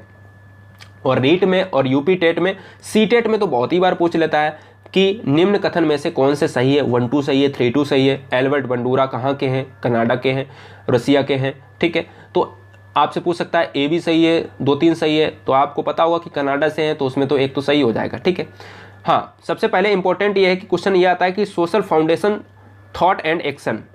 Social foundation thought and action जो है वो कौन सी लिखा है? इस सिद्धांत में बताया कि सामाजिक संज्ञानात्मक सिद्धांत जो है आपका एल्बर्ट बंडूरा ने दिया। सामाजिक संज्ञानात्मक सिद्धांत की बात की गई है। ध्यान देना कि इस प्रिंसिपल में एल्बर्ट बंडूरा साहब ने सामाजिक संज्ञानात्मक सिद्धांत की बात करी है। ठीक है, दिमाग में आपको रखना है। क्लियर? चलता हूं दोस्तों नेक्स्ट क्वेश्चन की तरफ, नेक्स्ट हमारी प्रयोग की तरफ। निष्कर्ष क्या है कि कोई प्राणी दूसरे के व्यवहार को देखकर सीखता है। अब यहां पर व्यवहार के देखकर सीखने का मतलब है, इन्होंने दो प्रयोग किए। दो प्रयोग करने का मतलब है कि यहां पर देखिएगा, एक बेबी डॉल पर स्टडी करी। स्टडी क्या है कि निर्जीव गुड़िया पर, यहां पर निर्जीव गुड़िया पर किया है। निर्जीव गुड़िया का मतलब है कि यहां पर एक बगीचे में इसे रख दिया और बेंडूरा साहब थोड़ा सा हट गए वहां से, और बेंडूरा साहब हट गए, निर्जीव गुड़िया को बगीचे में रख दिया। एक लेडी आती है, उसका पैर उस पर लग जाता है और वो गिर जाती है। गुड़िया में जान नहीं है, कपड़े की हो सकती है, कैसी भी हो सकती है, और वो लेडी क्या करती है, उसकी पिटाई करती है, अपशब्द उसे बोलती है, गाली देती है, जिसे बंडूरा ने अपने कैमरे से रिकॉर्ड कर लिया और 50 स्टूडेंट के बीच की कक्षा में उसे चलाया कि कैसे कैसे वो गिरी थी, कैसे कैसे उनमें जो है चोट लगी, और कैसे कैसे वो जो लड़की थी या फिर लेडी थी उसने जो है उसके साथ व्यवहार किया निर्जीव गुड़िया पर। इसे 50 स्टूडेंट के बीच में चलाया। ठीक है, कोई बात नहीं। अब हमने क्या किया, जोकर पर प्रयोग किया। अब हमने इसी के बाद जो है बेंडूरा साहब ने जोकर पर प्रयोग किया। बगीचे में सजीव जोकर रख दिया, सजीव जोकर रख दिया, और कुछ स्टूडेंट आकर उससे हाथ मिलाते हैं। सजीव जोकर समझ रहे हो ना, वो सजीव है, हाथ मिला सकता है। तो बेंडूरा साहब ने स्टूडेंट को वहाँ पे भेजा और स्टूडेंट से हाथ मिलाते हैं, जिसे बेंडूरा ने रिकॉर्ड कर लिया और कक्षा में उसे चलाया, दूसरी कक्षा में उसे चलाया। तो जब भी जोकर आता है तो बच्चे वैसे ही व्यवहार करते हैं जिस प्रकार उन्होंने उस वीडियो क्लिप में देखा। ठीक है, क्योंकि व्यवहार कहीं ना कहीं चेंज हो गया है। और चेंज क्यों हो गया है? सामाजिक अंतःक्रिया के साथ चेंज हुआ है, सिद्धांत के साथ चेंज हुआ है, जैसा कि बच्चों ने उस वीडियो क्लिप में देखा। और जब भी जोकर आता है वो पैसे ही हाथ मिलाते हैं। ठीक है, निष्कर्ष क्या निकला है कि जो भी सीखते हैं दूसरों से अवलोकन करके ही सीखते हैं। जब भी हम अवलोकनात्मक सिद्धांत की बात करें तो हम मारेंगे बेंडूरा साहब का सिद्धांत। ठीक है, तो यही होता है दोस्तों, इंपॉर्टेंट है। अब हम इस नाम को, बेंडूरा साहब के नाम को, कौन कौन से नाम जाने जाते हैं जिससे आपको वाइगोत्स्की और बेंडूरा के सिद्धांत में प्रॉब्लम ना हो। इस सिद्धांत को सामाजिक अधिगम का सिद्धांत कहते हैं। अवलोकन का सिद्धांत मैंने बताया कि कैसे सीखते हैं दूसरे से। अप्रत्याक्षात्मक सिद्धांत को ही हम कहते हैं बेंडूरा का सिद्धांत। प्रेक्षण का सिद्धांत बहुत बार पूछा गया है, बहुत बार ट्रिपल स्टार लगा लेना कि बेंडूरा का सिद्धांत, प्रेक्षणात्मक सिद्धांत, यही बेंडूरा का सिद्धांत ही है। निर्देशन और अनुकरण का सिद्धांत भी बेंडूरा का सिद्धांत है। ठीक है, दिमाग में आपको रखना है। अब हम चलते हैं, सारे सिद्धांत खत्म हुए हैं, हम एक आधे सिद्धांत और जानते हैं, लेकिन अब हम सारे चैप्टर को फटाफट खत्म कर लेते हैं। देखिएगा, जो हमने स्टार्टिंग में सिद्धांत बताए वो काफी कठिन सिद्धांत थे और आपको वहां पर परेशानी नहीं होगी। अब व्यक्तित्व, पर्सनालिटी, कैसा उसका संगठन है, शरीर का क्या चाल ढाल है, यही व्यक्तित्व होता है। पर्सनालिटी शब्द लैटिन भाषा का शब्द है, यूनानी भाषा का शब्द हो जाता है। जब भी लैटिन ना आए, यूनानी ना आए तो लैटिन मार देना। ठीक है, याद रखिएगा, परसोना जो शब्द है, जो परसोना शब्द है वो लैटिन में आ जाता है और यहां पर यूनानी में भी आ जाता है। हम मुख्यतः यूनानी शब्द को मानते हैं। ध्यान दीजिएगा कि परसोना शब्द यूनानी शब्द है और इसको मुखौटा यानी मास्क कहा जाता है, जब हम अपने रंगमंच पर इसका कार्यक्रम करते थे यूनान में पहले। ठीक है, याद रखिएगा, हमारा परसोना एक रूट वर्ड है जिससे ही हमारा बना है पर्सनालिटी। व्यक्तित्व, व्यक्ति प्लस तत्व या तो नकारात्मक तत्व होंगे या तो फिर सकारात्मक तत्व होंगे। अब यहां पर कुछ परिभाषाएं हैं, 3 परिभाषा आपको दिमाग में रखनी है। गिलफोर्ड महोदय ने यह कहा था, व्यक्तित्व व्यक्ति के गुणों का समन्वित रूप है, जिसमें समन्वित आ जाए गिलफोर्ड मार देना। क्वेश्चन कहता है कि व्यक्तित्व व्यक्ति के गुणों का समन्वित रूप है, किसने कहा था? मनोविज्ञान में गिलफोर्ड ने कहा था, दिमाग में रखना है। व्यक्तित्व व्यक्ति के व्यवहार की समग्र विशेषता है, ये किसने कहा था? जब भी समग्र विशेषता की बात आए, समन्वित की बात आए गिलफोर्ड, और समग्र विशेषता की बात आए विलियम वुडवर्थ। सबसे मोस्ट इंपॉर्टेंट जो परिभाषा है वो है आलपार्ट महोदय की। इन्होंने कहा था कि जब भी आलपार्ट महोदय की बात आए, मैंने कहा आपका समन्वित आए तो आप मार देना गिलफोर्ड। आलपार्ट की महोदय में जो परिभाषा में एक अनूठा वर्ड आता है उसको मार देना। आलपार्ट ने कहा था कि व्यक्तित्व व्यक्ति के अंदर उन मनोदैही गुणों का विकास है, एक गत्यात्मक संगठन है जो कि वातावरण के साथ अनूठा संबंध स्थापित करता है। 1961 में संशोधन किया गया कि आलपोर्ट महोदय ने कि वातावरण के साथ अनूठा संबंध को हटाकर विशिष्ट व्यवहार व विचार लगा दिया। आलपोर्ट महोदय ने अपनी परिभाषा में 2 बार संशोधन किया, एक बार और संशोधन किया 1961 में किया कि अब हम अनूठा संबंध हटा करके विशिष्ट व्यवहार व विचार शब्द लगाते हैं अपनी परिभाषा में। तो दिमाग में याद रखिएगा, विशिष्ट व्यवहार व विचार आए तो आलपोर्ट महोदय की परिभाषा है। सबसे ज्यादा यही वाली परिभाषा पूछी जाती है। व्यक्तित्व व्यक्ति के अंदर उन मनोदैहिक गुणों का एक गत्यात्मक संगठन है जो कि वातावरण के साथ अनूठा संबंध स्थापित करता है। ठीक है, दिमाग में ये सारे क्वेश्चंस रखने हैं। याद रखिएगा, सबसे इंपॉर्टेंट जो क्वेश्चन है सेशन है वो यहां से पूछता है, व्यक्तित्व को प्रभावित करने वाले कारक कौन हो सकते हैं। आपका क्वेश्चन का आंसर बहुत बार आपने क्वेश्चन लगाए हैं, वंशानुक्रम एवं वातावरण होता है। वंशानुक्रम की भूमिका 80% होती है, वातावरण की भूमिका 20% होती है जब भी हम प्रभावित करने की बात करते हैं हम यहाँ पर व्यक्तित्व को। ठीक है, लेकिन अगर हम अपने अंदर की बात करें कि सबसे ज्यादा व्यक्ति के ऊपर किसका प्रभाव पड़ता है, सबसे ज्यादा व्यक्ति पर वातावरण का प्रभाव पड़ता है। ये भी दिमाग में आपको रखना है। क्वेश्चन ये बनता है कि व्यक्तित्व बराबर क्या होता है। क्वेश्चन के ऑप्शंस होते हैं वंशानुक्रम गुणे वातावरण, क्वेश्चन के ऑप्शंस होते हैं वंशानुक्रम प्लस वातावरण, क्वेश्चन के ऑप्शंस होते हैं वंशानुक्रम भाग वातावरण। तो क्वेश्चन का याद रखना है, स्टेटमेंट याद रखना है, व्यक्तित्व जो पर्सनालिटी होता है वंशानुक्रम गुणे वातावरण का रूप होता है। और ये किसने दिया था, विलियम वुडवर्थ ने दिया था। ठीक है, व्यक्तित्व जो होता है उसके कुछ सिद्धांत होते हैं। सिद्धांत में आता है एक आवश्यकता का सिद्धांत, वो होता है अब्राहम मैस्लो जो पढ़ चुके थे। सबसे इंपॉर्टेंट आता है कि व्यक्तित्व का सिद्धांत में मनोविश्लेषण सिद्धांत किसने दिया, तो दोस्तों सिगमंड फ्रायड ने दिया। ये चेतन अर्धचेतन के लिए जाने जाते हैं, ईगो के लिए जाने जाते हैं। ठीक है, दिमाग में ये रखना है। व्यक्तित्व को पूरा पढ़ने में बहुत इंपॉर्टेंट ये हो जाता है कि व्यक्तित्व की प्रक्षेपी विधियां, यहां पर TAT पूछ लेता है, CAT पूछ लेता है। ध्यान दीजिएगा, पूरा पढ़ाऊंगा। क्वेश्चन वीडियो छोड़ दिया तो चलो छोड़ दिया, लेकिन क्या ना जो देखते गए उनको पता नहीं कहां से ऐसा पॉइंट मिल जाए जो बिल्कुल हूबहू वैसे ही मिल जाए एग्जाम में। तो क्यों ना हम जब चिल्ला सकते हैं तो आप वीडियो को देख नहीं सकते, क्योंकि केवल आपको देखना ही है। प्रक्षेपण के बारे में सर्वप्रथम सिगमंड फ्रायड ने बताया था। यह क्वेश्चन बहुत बार पूछा है कि प्रक्षेपण विधियों का प्रयोग किसने किया सबसे पहले, तो सिगमंड फ्रायड ने बताया है। और सिगमंड फ्रायड ने शैशवावस्था के बारे में बताया था। क्या बताया था, बच्चा जो भी कुछ बनना चाहता है वो 4 से 5 साल में बन जाता है स्टार्टिंग के। प्रक्षेपण का अर्थ क्या होता है मैं बताना चाहूंगा कि प्रक्षेपण शब्द का अर्थ अपनी बातों, विचारों और भावनाओं आदि को स्वयं न बताकर किसी अन्य उद्दीपक या पदार्थ के माध्यम से अभिव्यक्त करते हैं। प्रक्षेपी विधियां क्या होती हैं दोस्तों, सबसे ज्यादा यही क्वेश्चन आता है, बहुत क्वेश्चन आता है। यहां से डायरेक्ट कहता है कि TAT प्रक्षेपी विधि के प्रतिपादक कौन है, IVT के कौन है, SCT के कौन है और CAT के कौन है। इनका अर्थ जानेंगे, कार्डों की संख्या जानेंगे, सब कुछ जानेंगे। देखिएगा, TAT प्रक्षेपी विधियां होती है, CAT होती है, IVT होती है, SCT होती है। ध्यान दीजिएगा, TAT का मतलब होता है थीमेटिक अपरसेप्शन टेस्ट, अंतर्बोध प्रासंगिक अंतर्बोध परीक्षण। CAT का मतलब होता है चाइल्ड अपरसेप्शन टेस्ट, बालक अंतर्बोध परीक्षण। IVT का मतलब होता है इंक ब्लॉक टेस्ट, स्याही धब्बा परीक्षण। SCT का मतलब होता है सेंटेंस करेक्ट टेस्ट। ठीक है ना, वाक्य पूर्ति परीक्षण। अब हम बात करते हैं एक एक पर। कह रहा कि TAT यानी थीमेटिक अपरसेप्शन टेस्ट कह सकता है। TAT में A का मतलब क्या होता है, अपरसेप्शन हो सकता है। ठीक है, दिमाग में रखना है। अपरसेप्शन ऑप्शन में होगा, बहुत सारे अकॉर्डिंग होगा, तो अपरसेप्शन आपको दिमाग में रखना है। TAT का प्रतिपादन मॉर्गन एवं मुर्रे ने किया था। बहुत इंपॉर्टेंट है, बहुत ही ज्यादा इंपॉर्टेंट, इतना ज्यादा इंपॉर्टेंट कि आप कुछ कह नहीं सकते। TAT का प्रतिपादन मॉर्गन एवं मुर्रे ने किया था। TAT को हिंदी में कहते हैं प्रासंगिक अंतर्बोध परीक्षण। इसका इंग्लिश रूपांतरण ये है थीमेटिक अपरसेप्शन टेस्ट। TAT में कार्डों की संख्या होती है 31, 30 + 1।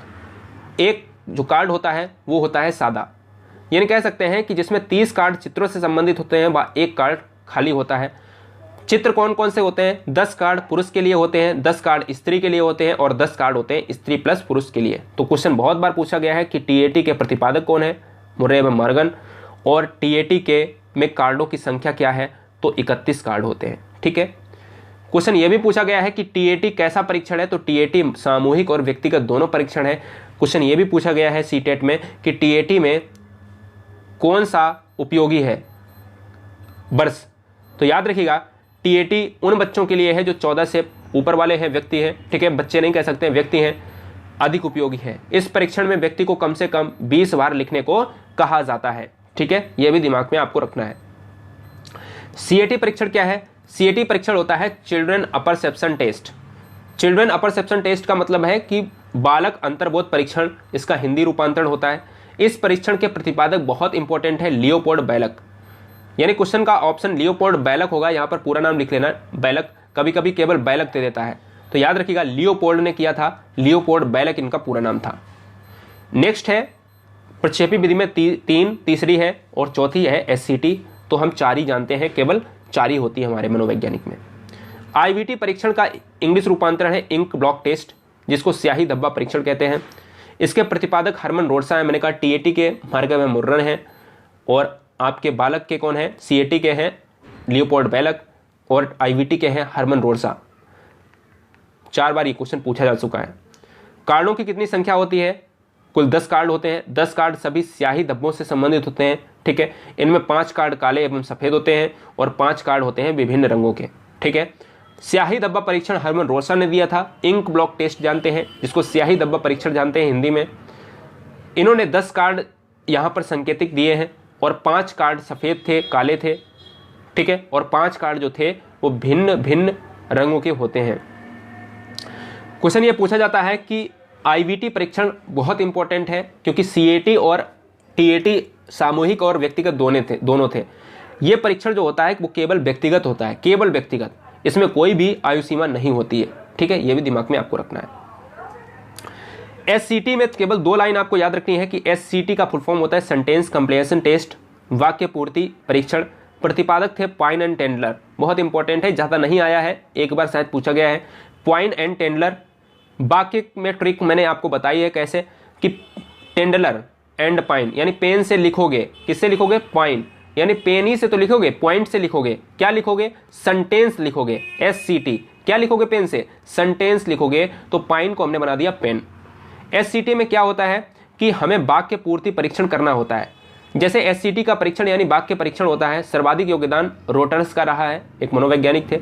इस परीक्षण में वाक्य को पूरा करने के लिए कहा जाता है, जैसे हमारे बाबा की दिली इच्छा थी, या मेरे बाबा की दिली इच्छा थी कि मैं डॉक्टर बन जाऊं, और मेरे भाई की ... मैं इंजीनियर बन जाऊं। ऐसे यहाँ पर वाक्य की पूर्ति किया जाता है। तो किसने किया है, पाइन एंड टेंडलर ने किया है। प्रतिपादक आपको दिमाग में रखना है, आईवीटी हरमन रोडसा ने किया है। अब हम चैप्टर नंबर नेक्स्ट पर चलते हैं, आनुवांशिकता क्या है। सबसे पहले याद रखो, आनुवांशिकता से एक परिभाषा पूछी जाती है जेम्स ट्रेवर साहब की। सबसे पहले ये याद रखो कि इसको वंशानुगत कहते हैं, वंशानुक्रम आप जानते हो। इसमें यह होता है कि जब भी बच्चा पैदा होता है तो वो मानसिक और शारीरिक गुण अपने पूर्वजों को लेकर आता है, यानी अपने मानसिक और शारीरिक गुण अपने जो है दादी होते हैं, बाबा और जो है दादी कह सकते हो। दूसरी चीज़, नाना नानी से जो है पैतृक पक्ष और मातृ पक्ष से जो गुण लेकर आए हो अपने शरीर के अंदर, नाना नानी के लेकर आए हो, वही दोस्तों होता है आनुवांशिकता। पैदा हुआ बालक जो अपने पूर्वजों के शारीरिक व मानसिक गुण प्राप्त करता है वह गुण वंशानुगम या फिर आनुवांशिक गुण कहलाता है। यहाँ पर सबसे मोस्ट इंपॉर्टेंट है कि बालक के जन्म के बाद जो भी उसके सभी गुणों में परिवर्तन आता है वह वातावरण के कारण आता है। ध्यान देना, वंशानुक्रम नहीं, वातावरण के कारण, ठीक है, ये बात ध्यान में रखना। वुडवर्थ ने कहा था कि वंशानुक्रम में वे सभी बातें आ जाती हैं जो जीवन का आरंभ करते समय ही उपस्थित होती हैं, जन्म के समय नहीं अपितु गर्भाधान के समय जन्म से ही लगभग 9 महीने पूर्ण उपस्थित होती हैं। ये क्वेश्चन पेपर बहुत इंपॉर्टेंट है। इन्होंने ये कहा था कि वंशानुक्रम में वे सभी बातें इंपॉर्टेंट होती हैं जो जब बच्चा गर्भ में होता है 9 महीने पहले, ठीक है, याद रखिएगा। तो किसने कहा था, वुडवर्थ ने कहा था। जेम्स ट्रेवर की परिभाषा बहुत बार पूछी गई एग्जाम में। ये किसने कहा था कि माता पिता की शारीरिक व मानसिक गुण, मैंने कहा दादा दादी और नाना नानी से जो आप गुण लेकर आए हो, अपने अंदर पैदा हुए हो, मानसिक और शारीरिक गुण, वो भैया किसने कहा है कि यही कहा है कि माता पिता की शारीरिक व मानसिक गुण का संतान में हस्तांतरण अगर वर्ड आ जाए तो यही वंशानुक्रम है। ये किसने कहा था, जेम्स ट्रेवर साहब ने कहा था, ठीक है, ये दिमाग में रखना। आनुवांशिकता के नियम बहुत इंपॉर्टेंट है। क्वेश्चन ये बहुत बार आया है कि आनुवांशिकता के नियम निम्न में से कौन सा नहीं है। तो आनुवांशिकता के नियम में आपको 3 नियम आपको इंपॉर्टेंट है। एक समानता का नियम है, एक विभिन्नता का नियम है, एक प्रत्यागमन का नियम है। समानता का नियम यह कहता है कि जो बच्चे जैसे पैदा हुए हैं अगर सेम गुण अपने माता पिता के रखते हैं तो वो समानता का गुण है, आपको नाम से ही पता चल रहा होगा, ये आनुवांशिकता का है। दूसरा क्वेश्चन बहुत बार पूछा गया है कि माता पिता के ठीक विपरीत रखने वाले जो गुण हैं वो कौन सा सिद्धांत है आनुवांशिकता का, खैर हम वो भी जानेंगे। दूसरा क्वेश्चन ये है कि विभिन्नता का नियम ये कहता है कि माता पिता से कुछ भिन्न संतान विभिन्नता का नियम रखते हैं। कह रहा है कि थोड़े भिन्न हो सकते हैं, इधर उधर हो सकते हैं, ठीक है ना, रंग रूप थोड़ा सा इधर उधर चलेगा, तो ये भिन्नता का सिद्धांत है। जो समानता का सिद्धांत है, मानसिक और शारीरिक गुण वैसे ही हो तो वो समानता, और थोड़ा सा भिन्न विभिन्नता। प्रत्यागमन में बिल्कुल उल्टा हो जाता है साहब। यही क्वेश्चन बहुत बार आता है। कहता है माता पिता के ठीक विपरीत संतान प्रत्यागमन का सिद्धांत कहलाती है। कहता है माता पिता का ठीक विपरीत वाली संतानें आनुवांशिकता का कौन सा सिद्धांत कहलाता है? तो प्रत्यागमन का सिद्धांत कहलाता है, उल्टा सिद्धांत। जैसे बुद्धिमान माता पिता की संतान जड़ मूर्ख या जड़ बुद्धि निकले, तो ये दोस्तों हो जाता है पूरा विपरीत। ठीक है, अब हम बात करते हैं क्वेश्चन नंबर जो है आपके सिद्धांत नंबर नेक्स्ट की। बहुत ज़्यादा क्वेश्चन यहीं से बनते हैं। आप वीडियो का जो 60% हिस्सा है वो आपने देख लिया। देखिएगा, अगर हम बात करते हैं बीज कोष जनन द्रव्यों का सिद्धांत जो दिया है वो बीजमैन ने दिया है। सबसे ज़्यादा यहीं से बनेंगे क्वेश्चन। कह रहा है बीजमैन ने कौन सा दिया है? बीज कोष का सिद्धांत दिया है। कह रहा है कि शरीर का निर्माण करने वाले जीवाणु कभी नष्ट नहीं होते हैं, बल्कि दर पीढ़ी उनका स्थानांतरण होता जाता है। ये किसने कहा? बीजमैन ने कहा। ऐसे ही आप क्वेश्चन देखते होंगे कि उपार्जित जो गुण होते हैं उनका सिद्धांत भी किसने दिया है? बीजमैन ने दिया है। कहा माता पिता के अर्जित गुण होते हैं वो स्थानांतरण बच्चों में नहीं होता है, ये उपार्जित गुण होते हैं। क्वेश्चन यहां से बहुत बनता है। कहता है मनुष्य में कुल कितने गुणसूत्र पाए जाते हैं? 46 पाए जाते हैं। पुरुष में और स्त्री में 23 जोड़ी गुणसूत्र पाए जाते हैं। अगर 46 दिया हो और जोड़ी में होती है 23, क्योंकि 23 और इंटू होते हैं 6 और 4 46 होते हैं। ठीक है, दिमाग पे रखना है। जोड़े की बात करें तो 23 और पूरे की बात करें तो 46। आपसे क्वेश्चन बहुत यहां से पूछा गया है कि यक्ष वाई गुणसूत्र किसमें होता है? तो मेल में होता है। और यक्ष गुणसूत्र किसमें होता है? वो होता है फीमेल में होता है। यक्ष वाई गुणसूत्र मेल में होता है, यक्ष वाई गुणसूत्र मेल में होता है, यक्ष वाई गुणसूत्र मेल में होता है, यक्ष गुणसूत्र फीमेल में होता है, यक्ष गुणसूत्र फीमेल में होता है। क्यों कह रहा हूं? बहुत इंपॉर्टेंट है, बहुत ज़्यादा इंपॉर्टेंट है, इसलिए याद रखना है, बहुत इंपॉर्टेंट है। जीव सांख्यिकी का सिद्धांत किसने दिया है? गॉल्टन महोदय ने दिया है। इसमें बताया है कि लिंग निर्धारण जो होता है वो पिता से होता है। यह भी आपको दिमाग में रखना है। ठीक है, अब हम चलते हैं नेक्स्ट चैप्टर पर, वातावरण, एटमॉस्फेयर। ठीक है, जिसको पर्यावरण भी कह सकते हो। अगर हम बात करें एनवायरनमेंट की बात करें तो हम जो वातावरण देखते हैं, पर्यावरण देखते हैं, वो क्या है? वो कहीं ना कहीं पर्यावरण और वातावरण में थोड़ा बहुत संबंध पाया जाता है। याद रखिएगा कि परिधन आवरण, चारों तरफ से जो घिरा क्षेत्र है वो वातावरण या पर्यावरण कहलाता है। व्यक्ति के व्यक्तित्व को प्रभावित करने वाला प्रमुख कारक कौन है? वातावरण है। इंपॉर्टेंट किसको देंगे? वंशानुक्रम को देंगे या फिर वातावरण को देंगे? तो सबसे ज्यादा इंपॉर्टेंट देंगे वो वातावरण को देंगे। लेकिन अगर हम दोनों को दें तो बेहतर है। लेकिन अगर ये पूछ दे कि सबसे ज्यादा इंपॉर्टेंट कौन है, तो भैया वातावरण है। परिभाषाएं जो हमेशा 2 परिभाषाएं पूछी जाती हैं। कह रहा है कि मुझे नवजात शिशु दे दो, मैं उसे डॉक्टर चाहे, इंजीनियर चाहे, चोर चाहे, कुछ भी बना दूं। ये किसने कहा था? तो ऑप्शन आपका वॉटसन हो जाएंगे। तो वॉटसन ने क्या कहा था? मुझे नवजात शिशु दे दो, मैं उसे डॉक्टर, इंजीनियर जो चाहूं वो बना सकता हूं। ये किसने कहा था? वॉटसन ने कहा था। रॉस महोदय ने कहा था कि वातावरण वह शक्ति है जो हमें प्रभावित करती है। इतना बार क्वेश्चन आया है, बहुत बार क्वेश्चन आया है। यही क्वेश्चन 3 क्वेश्चन बहुत पूछे जाते हैं। वातावरण वह बाहरी शक्ति है जो हमें प्रभावित करती है। छोटी सी परिभाषा होती है, क्वेश्चन बनाने वाला जो होता है वो छोटी सी परिभाषा ज्यादा देता है क्योंकि पेपर में सेट हो जाए। एनास्टेसी होता है। एनास्टेसी ने क्या कहा महोदय साहब ने? पर्यावरण वह हर चीज है जो व्यक्ति के जीवन के अलावा उसे प्रभावित करती है। जब कहे कि हमें प्रभावित करती है, जब कहे जीवन के अलावा उसे प्रभावित करती है तो एनास्टेसी, जो कहे हमें प्रभावित करती है तो रॉस महोदय ने। अब हम चाहते हैं बुद्धि। बुद्धि से क्वेश्चन आपके 5 से 6 क्वेश्चन पूछ लिए जाते हैं बुद्धि से। हर क्वेश्चन बुद्धि से करा दूंगा और 1 मिनट में।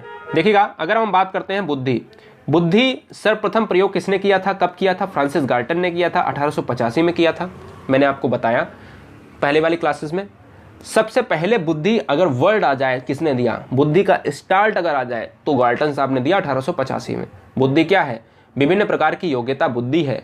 और बुद्धि कैसी है? तो बुद्धि अमूर्त है। क्यों अमूर्त है? क्योंकि हम बुद्धि को देख नहीं सकते। ठीक है, बुद्धि अमूर्त है। अमूर्त मीन्स क्या होता है? चीजों को ना देख पाना।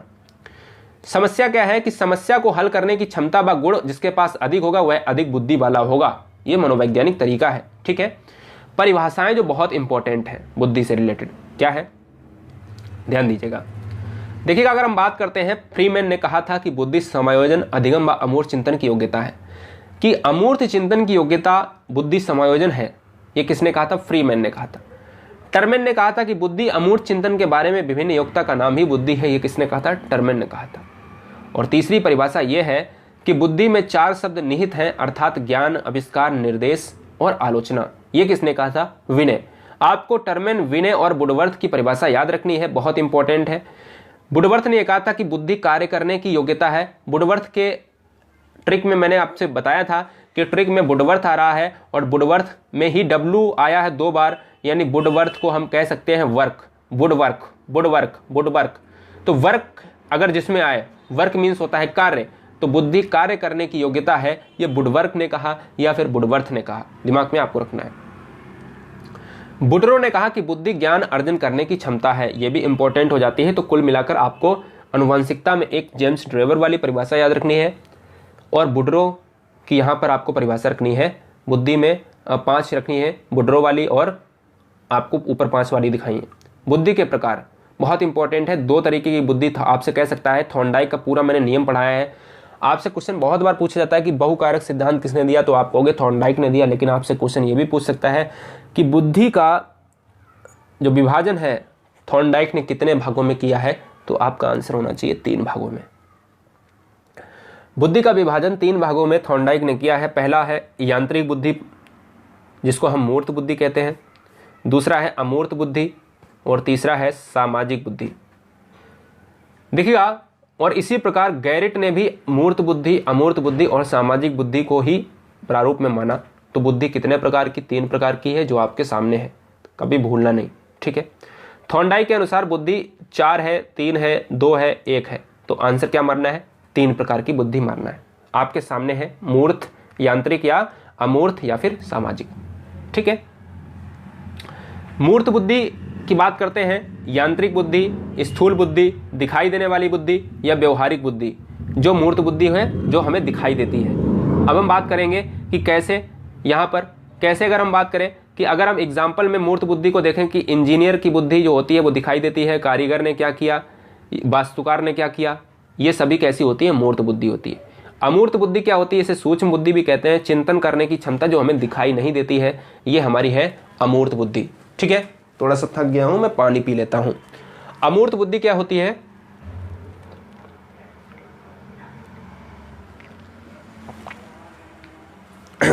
हाँ, देखिए, अगर मैं बात करता हूं सर कि जो चिंतन करने की क्षमता होती है अमूर्त बुद्धि होती है। दार्शनिक, कलाकार, कहानीकार, चित्रकार जो अपने मन में जो विचार आते हैं, अपने विचारों को, अपनी अभिव्यक्ति को लिखित रूप में अपने कागज पर दर्शाते हैं सोच के, क्योंकि हमें वो दिखाई नहीं देती।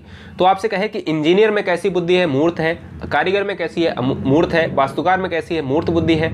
या फिर चित्रकार, कहानीकार, कलाकार, दार्शनिक में कैसी बुद्धि है? अमूर्त बुद्धि है, ठीक है। अब हम बात करते हैं सामाजिक बुद्धि की। सामाजिक बुद्धि समाज में रहने वाले लोगों के बीच में होती है, जैसे व्यक्ति और राजनेता, प्रधान, ठीक है। तो यहां पर सामाजिक बुद्धि आ जाएगी। तो सामाजिक बुद्धि को जानने की जरूरत नहीं, क्योंकि आप समाज में खुद ही रहते हो, आपको पता होगा। मूर्त बुद्धि, अमूर्त बुद्धि से क्वेश्चन आता है कि इतिहासकार में कैसी होती है, वास्तुकार में कैसी होती है, इंजीनियर में कैसी होती है। बुद्धि की विशेषताएं। बुद्धि अमूर्त संप्रत्यय है, बुद्धि परिवर्तनशील है, बिल्कुल है। बुद्धि पर सर्वाधिक प्रभाव वातावरण व वंशानुक्रम का पड़ता है। मैंने कहा वंशानुक्रम और वातावरण दोनों क्वेश्चन में आए तो दोनों लगाना। जब भी ए ऑप्शन में वंशानुक्रम दिया हो, बी ऑप्शन में वातावरण दिया हो, सी ऑप्शन में वंशानुक्रम वातावरण दिया हो दोनों, तो सी आपका बेस्ट होगा, ठीक है। योग्यता क्या है? बुद्धि की योग्यता समायोजन करने की क्षमता, अधिगम करने की क्षमता, अमूर्त चिंतन करने की क्षमता। बुद्धि कैसी है? बुद्धि अमूर्त है। बुद्धि कैसी है? बुद्धि जन्मजात है। बुद्धि को थॉर्नडाइक ने कितने भागों में बांटा? 3 भागों में, मूर्त, अमूर्त और सामाजिक, ठीक है। दिमाग में आपको रखना है। बुद्धि के सिद्धांत, जहां से 2 क्वेश्चन हमेशा आते हैं। बुद्धि के सिद्धांत में कहता है कि एक कारक बुद्धि का सिद्धांत किसने दिया? अल्फ्रेड बिने ने दिया। अल्फ्रेड बिने ने, इन्होंने कहा बुद्धि सभी प्रकार में एक तरीके की होती है। तो इसको बहुत लोगों ने आलोचना भी की, भाई किसी में कम होगी, किसी में ज़्यादा होगी, तो एक तरीके की नहीं कह सकते। सबसे पहले एक कारक का सिद्धांत आया था, तो हमारा क्वेश्चन का आंसर होगा अल्फ्रेड बिने। सहयोगी थे स्टर्न टर्म में, जो नहीं आता है, ठीक है। तो यहाँ पर क्या होता है कि अल्फ्रेड बिने के अनुसार बुद्धि केवल एक प्रकार की होती है, एक ही समान होती है, एक खंड बुद्धि ही होती है। तो इसलिए इसे जो है आलोचना भी हुई काफ़ी, और इसको कह दिया गया निरंकुशवादी सिद्धांत। तो क्वेश्चन ये भी बनता है कई बार कि बुद्धि एक कारक सिद्धांत, बुद्धि का दूसरा नाम क्या है? निरंकुशवादी सिद्धांत। या निरंकुशवादी सिद्धांत किस बुद्धि को कहा जाता है, या निरंकुशवादी सिद्धांत के प्रतिपादक कौन है? अल्फ्रेड बिने ही है। ठीक है, तो बिने ने कहा कि बुद्धि केवल एक ही है, इसका खंड नहीं हो सकता, इसे अलग नहीं किया जा सकता, सभी के प्रकार एक ही, सभी के पास एक ही बुद्धि होती है। तो ये आपका निरंकुशवादी हो गया। कुछ समय बाद बुद्धि का द्विकारक सिद्धांत आया और त्रिकारक सिद्धांत आया। द्विकारक सिद्धांत के प्रतिपादक भी और त्रिकारक सिद्धांत के प्रतिपादक भी कौन है? स्पीयरमैन है, जिन्होंने एक कारक बताया है सामान्य कारक और दूसरा कारक बताया विशिष्ट कारक, जिसको जी फैक्टर और यस फैक्टर कहा, या जी एफ या फिर एस एफ कहा। जी एफ वो वाला नहीं जो सोच रहे हो, यहाँ पर सामान्य कारक की बात कर रहे हैं। इन्होंने कहा कि बुद्धि का एक खंड एक प्रकार की नहीं बल्कि दो खंड से मिलकर बनी है। अब भैया बिने साहब ने यह कहा था कि बुद्धि का एक कारक सिद्धांत एक ही प्रकार की होती है। स्पीयरमैन एक और आ गए नए साहब, इन्होंने कह दिया बुद्धि दो प्रकार की होती है, दो खंड होते हैं, जो आपको बताएं। थोड़े समय बाद क्या हुआ कि बुद्धि का त्रिखंड सिद्धांत लेकर भी यही साहब आ गए स्पीयरमैन। तो आपसे क्वेश्चन बढ़ाने के लिए आपसे ये हो गया कि त्रिखंड सिद्धांत, ये भी क्वेश्चन में बहुत बार पूछा गया है। कहता है बुद्धि का त्रिखंड सिद्धांत या त्रिकारक सिद्धांत किसने दिया? तो बुद्धि का त्रिखंड सिद्धांत या त्रिकारक सिद्धांत स्पीयरमैन साहब ने दिया। दूसरा यह बन जाता है कि चलो ठीक है, जी कारक हमने ऊपर पढ़ा था, यस कारक पहले पढ़ा था, तो भैया ये तीसरा सिद्धांत कौन सी बला आ गई? ये तीसरा सिद्धांत आ गया सामूहिक कारक। हमने ये तो पहले ही पढ़ लिए थे, तो सामूहिक कारक सिद्धांत ये आ गया। ठीक है, चलो ठीक है। अब थोड़े दिन बाद एक साहब आ गए थॉर्नडाइक। थॉर्नडाइक ने यह कहा कि बुद्धि न तो एक होती है, न दो होती है, न त्रि होती है, बुद्धि बहुकारक सिद्धांत होती है, बुद्धि के बहुत कारक सिद्धांत होते हैं। प्रतिपादक कौन थे? थॉर्नडाइक थे। ये बहुत बार क्वेश्चन आता है, बुद्धि के बहुकारक सिद्धांत के प्रतिपादक या बुद्धि के बहुकारीय सिद्धांत के प्रतिपादक। इसे बालू का सिद्धांत कहा जा सकता है, यानी बहुकारक। इसे परमाणुवादी सिद्धांत भी कहा जा सकता है, बहुत बार कहा गया है, ये क्वेश्चन बहुत बार पूछे गए हैं दोनों। थॉर्नडाइक के अनुसार बुद्धि के कारक कितने होने चाहिए? न तो एक होगा, न दो होंगे, न तीन होंगे, क्योंकि नाम से ही पता है बहुकारक सिद्धांत यानी असंख्य होंगे। चलो भैया बोले कि चलो ठीक है, एक कारक आया, दो कारक आया, तीन कारक आए। थर्स्टन साहब भी पीछे नहीं रहने वाले थे। इन्होंने कहा कि समूह कारक सिद्धांत जो होता है बुद्धि में 7 कारक होते हैं। इन्होंने कहा कि 7 कारक से बनी हुई है बुद्धि, यानी लुईस थर्स्टन का नाम जब भी आए तो समूह कारक सिद्धांत से लगा देना। नेक्स्ट क्या होगा कि बुद्धि का त्रिविमीय सिद्धांत, थोड़ा सा ध्यान दीजिएगा, मैं और बता देता हूँ। त्रिकारक पूछे तो आपका आएगा स्पीयरमैन, लेकिन त्रिविमीय सिद्धांत, त्रिविमीय सिद्धांत ये गिलफोर्ड ने दिया था, गिलफोर्ड ने, ये भी दिमाग में रखना है, त्रिविमीय या त्रियामी सिद्धांत। और एक आपसे पूछ सकता है बुद्धि का तरल सिद्धांत, तो ये कैटल हो जाएगा। ठीक है, दिमाग में आपको रखना है। बुद्धि मापन, अब हम आते हैं बुद्धि मापन। 1905 से 1911 में सबसे पहले बुद्धि मापन का सफल बिने ने किया था। सबसे पहले बुद्धि का परीक्षण बिने ने किया था। 2 क्वेश्चन आपको रखना है, परीक्षण आ जाए बुद्धि का, मापन आ जाए तो बिने साहब ही आ जाएंगे। बुद्धि 2005 और 2011, 1905 और 1911 के बीच में हुआ था।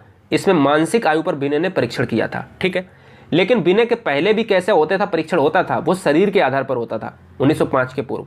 और बिने के बाद में जो होने लगा वो 1911 के बाद में क्या हुआ कि बुद्धि लब्धि का सूत्र आया। तो हमारा बिने वाला जो पार्ट है वो परीक्षण में आता है, मानसिक आयु पर यहाँ पर प्रयोग किया तो 1905 से 1911 में।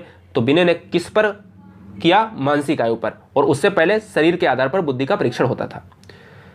अब यहाँ पर जो इंपॉर्टेंट पॉइंट है, कह रहा है मानसिक शब्द का प्रयोग बिने ने किया। ठीक है, बिने से पहले बुद्धि का मापन शरीर के आधार पर किया जाता था, मैंने बताया। बिने के मरने के बाद बुद्धि लब्धि का सूत्र आया, मैंने बताया आपको। और शरीर के आधार पर सबसे पहले बुद्धि को मापन किसने किया? तो लेवेस्टर ने किया। बहुत इंपॉर्टेंट क्वेश्चन है। अगर पूछे कि शरीर के आधार पर सबसे पहले बुद्धि का परीक्षण किसने किया, तो लेवेस्टर ने किया। और बुद्धि शब्द का सर्वप्रथम प्रयोग किसने किया? जो सबसे पहले ऊपर बताया था, गाल्टन ने किया। जब हमने बुद्धि का चैप्टर अभी स्टार्ट किया था, गाल्टन ने किया। ठीक है, बहुत बढ़िया। अब हम बात आती है जो क्वेश्चंस आते हैं, मैं क्वेश्चंस भी लगवाने वाला हूं। देखिए, अब बुद्धि लब्धि आईक्यू होता है, आईक्यू बराबर मानसिक आयु बटे वास्तविक आयु होता है। तो ये जो सूत्र है ये सबसे पहले किसने दिया? स्टर्न महोदय ने दिया। थोड़े समय बाद बुद्धि लब्धि बराबर, ये तो सेम था लेकिन इनटू 100 लग गया, तो ये जो सूत्र आया ये दिया हमारे टर्मेन ने। तो याद रखना, ये जो सूत्र सबसे पहले दिया यानी बुद्धि लब्धि का जनक है वो कहा जाता है स्टर्न को, और बुद्धि लब्धि मापन का अगर जनक है, मापित किसने किया, वो हमारा है टर्मेन ने। तो जब भी कहे कि बुद्धि लब्धि आईक्यू के जनक कौन है, तो स्टर्न है। ठीक है, सूत्र किसने दिया? स्टर्न ने दिया। और जब कहे बुद्धि लब्धि के मापन के जनक कौन है, तो भैया टर्मेन है। तो 2 क्वेश्चन याद रखना, बुद्धि लब्धि के जनक कौन है, स्टर्न है, बुद्धि लब्धि के मापन के जनक कौन है, तो टर्मेन है। अब हम बात करते हैं क्वेश्चंस पर, थोड़ा सा क्वेश्चन अभी आगे आने वाले हैं। सबसे पहले जो सूत्र होते हैं वो बहुत बार आता है। यह सूत्र टर्मेन ने दिया था, ऊपर वाला जो मैंने बताया है गुणे 100 वाला। IQ बराबर कभी कभी आपको याद होता है, लेकिन यहां पर ऐसे पूछ लेता है कि MA अपॉन CA इंटू 100, तो यही वाला सही है। कभी कभी ऑप्शंस में CA अपॉन MA दे देता है इंटू 100, ये सही है, या ये वाला सही है, या BA अपॉन MA दे देता है। तो भैया बड़ा कंफ्यूज हो जाते हैं। इस क्वेश्चन को भूलना मत, बहुत बार आता है, यूपी टेट में तो बहुत ही बार आया। अगर हम बात करते हैं 1916 में स्टैनफोर्ड बुद्धि परीक्षण किसने किया, यहाँ पर टर्मेन ने किया। बिने साइमन बुद्धि परीक्षण यहाँ पर कहा जाता है, ठीक है। यह सबसे पहला सफल संशोधन माना जाता है। तो स्टैनफोर्ड बुद्धि परीक्षण 1916 में हुआ था, टर्मेन द्वारा किया गया था। बिने साइमन बुद्धि परीक्षण इसको कहा जाता है। अब हम क्वेश्चन पर बात करते हैं, जो हमने कहा कि IQ बराबर होता है मानसिक आयु बटे वास्तविक आयु इंटू 100। यदि किसी बालक की मानसिक आयु 12 वर्ष है, वास्तविक आयु 10 वर्ष है, तो IQ क्या होगा। तो मैंने कहा बालक की मानसिक आयु कितनी है, 12 वर्ष है, तो 12 ऊपर रख देंगे। वास्तविक आयु कितनी है, वास्तविक आयु 10 है। हमें याद रखना है कि मानसिक आयु सबसे ऊपर है। अगर आप कंफ्यूज हो गए कि वास्तविक आयु ऊपर होती है, मानसिक आयु नीचे होती है, तो आपका क्वेश्चन गलत हो जाएगा, क्योंकि ऑप्शन दोनों दिए होंगे। जैसे जैसे आप काटोगे दोनों आंसर मिल जाएंगे। तो मानसिक आयु 12 थी, वास्तविक आयु 10 थी, 0 से 0 काटा, 12 120 हो गया। बुद्धि लब्धि कितना हो गया, 120, ठीक है।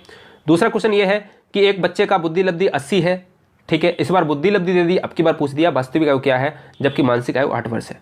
तो दोस्तों बुद्धि लब्धि 80 है, ठीक है। तो वास्तविक आयु निकालनी थी, तो वास्तविक आयु इधर चला जाएगा और जो है बुद्धि लब्धि इधर आ जाएगा। तो बुद्धि लब्धि जैसे ही हमने जो है नीचे दिया था मानसिक आयु, तो मानसिक आयु जो है हमारा ऊपर लिखा ही रहता है, हमेशा 8 होगा। 100 हमारा सूत्र में ही होता है, और जो है 80 हमारा बुद्धि लब्धि होगा, यानी ये नीचे आया था बुद्धि लब्धि, तो 8 से 0 से काट दिया, तो यहाँ पर क्या हो गया, 8 से 8 कट गया, तो यहाँ क्या बचा, 10 बचा, ठीक है। 10 वर्ष हो जाएगा वास्तविक आयु। तो क्वेश्चन थोड़ा सा घुमा के भी पूछ सकता है, दोनों तरीके के क्वेश्चन करा दिए। आर्मी अल्फा परीक्षण, देखो कभी कभी राइटिंग हमारा अच्छा हो जाता है, कभी कभी खराब हो जाता है, क्योंकि बहुत चीज़ें लिखनी होती हैं, आसान नहीं है दोस्तों, ठीक है। आर्मी अल्फा परीक्षण ये क्या है, देखिए 2 तरीके के परीक्षण हुए थे, एक आर्मी अल्फा परीक्षण होता है, एक आर्मी बीटा परीक्षण। आपसे पूछे कि शाब्दिक परीक्षण कौन सा है, अशाब्दिक कौन सा है, इसलिए मुझे डिटेल में बताना होगा, 2 सेकंड में बता दे रहा हूं। बुद्धि से रिलेटेड है, कह रहा है यह एक शाब्दिक परीक्षण था, इसमें पढ़े लिखे व्यक्तियों के लिए किया गया था, यह अमेरिका में किया गया था, प्रथम विश्व युद्ध के दौरान किया गया था। आर्मी अल्फा परीक्षण पूछे तो पढ़े लिखे के लिए हुआ था, जिसमें पढ़ सकते हैं चीज़ों को, तो भैया ये हो गया आर्मी अल्फा परीक्षण। दूसरे में है कि आर्मी बीटा परीक्षण, शाब्दिक, हमने कहा कि आर्मी जो अल्फा परीक्षण है इसमें पढ़े लिखे जो लोग होंगे वो भैया शाब्दिक शब्दों को ही तो पढ़ेंगे, इसलिए इसे कह दिया गया शाब्दिक परीक्षण भी। आर्मी बीटा परीक्षण में क्या था, ये अशाब्दिक परीक्षण था, इसमें अनपढ़ लोग भी थे और पढ़े लिखे भी थे, अनपढ़ लोग भी थे, इसमें शब्दों को महत्व तो नहीं दिया जाता था, ये भी अमेरिका में ही हुआ था। तो दोनों आपको बुद्धि के परीक्षण भी आपको हो गए क्लियर, सिद्धांत भी क्लियर करें, सारे कुछ हुए। अब हम थोड़ा सा अवस्था पर चलते हैं कि शैशवावस्था क्या है, बाल्यावस्था से क्वेश्चन क्या है, एक एक सेकेंड में जान लेते हैं। शैशवावस्था यानी इन्फेंसी या इन्फेंटी, परिभाषा क्या है, सबसे इंपॉर्टेंट मैंने कहा कि बच्चा जो भी कुछ बनना चाहता है शुरुआती के 4 से 5 वर्ष में बन जाता है। ये किसने कहा, सिगमंड फ्राइड ने कहा, स्किनर ने कहा, या फिर हार्लाक ने कहा। तो याद रखिएगा सिगमंड फ्राइड ने यह कहा कि बच्चा जो भी कुछ बनना चाहता है 4 से 5 वर्ष में स्टार्टिंग में बन जाता है, ये सिगमंड फ्राइड ने। हम केवल 3 परिभाषाएं, 2 परिभाषाएं जानेंगे जो हमेशा ही आती हैं।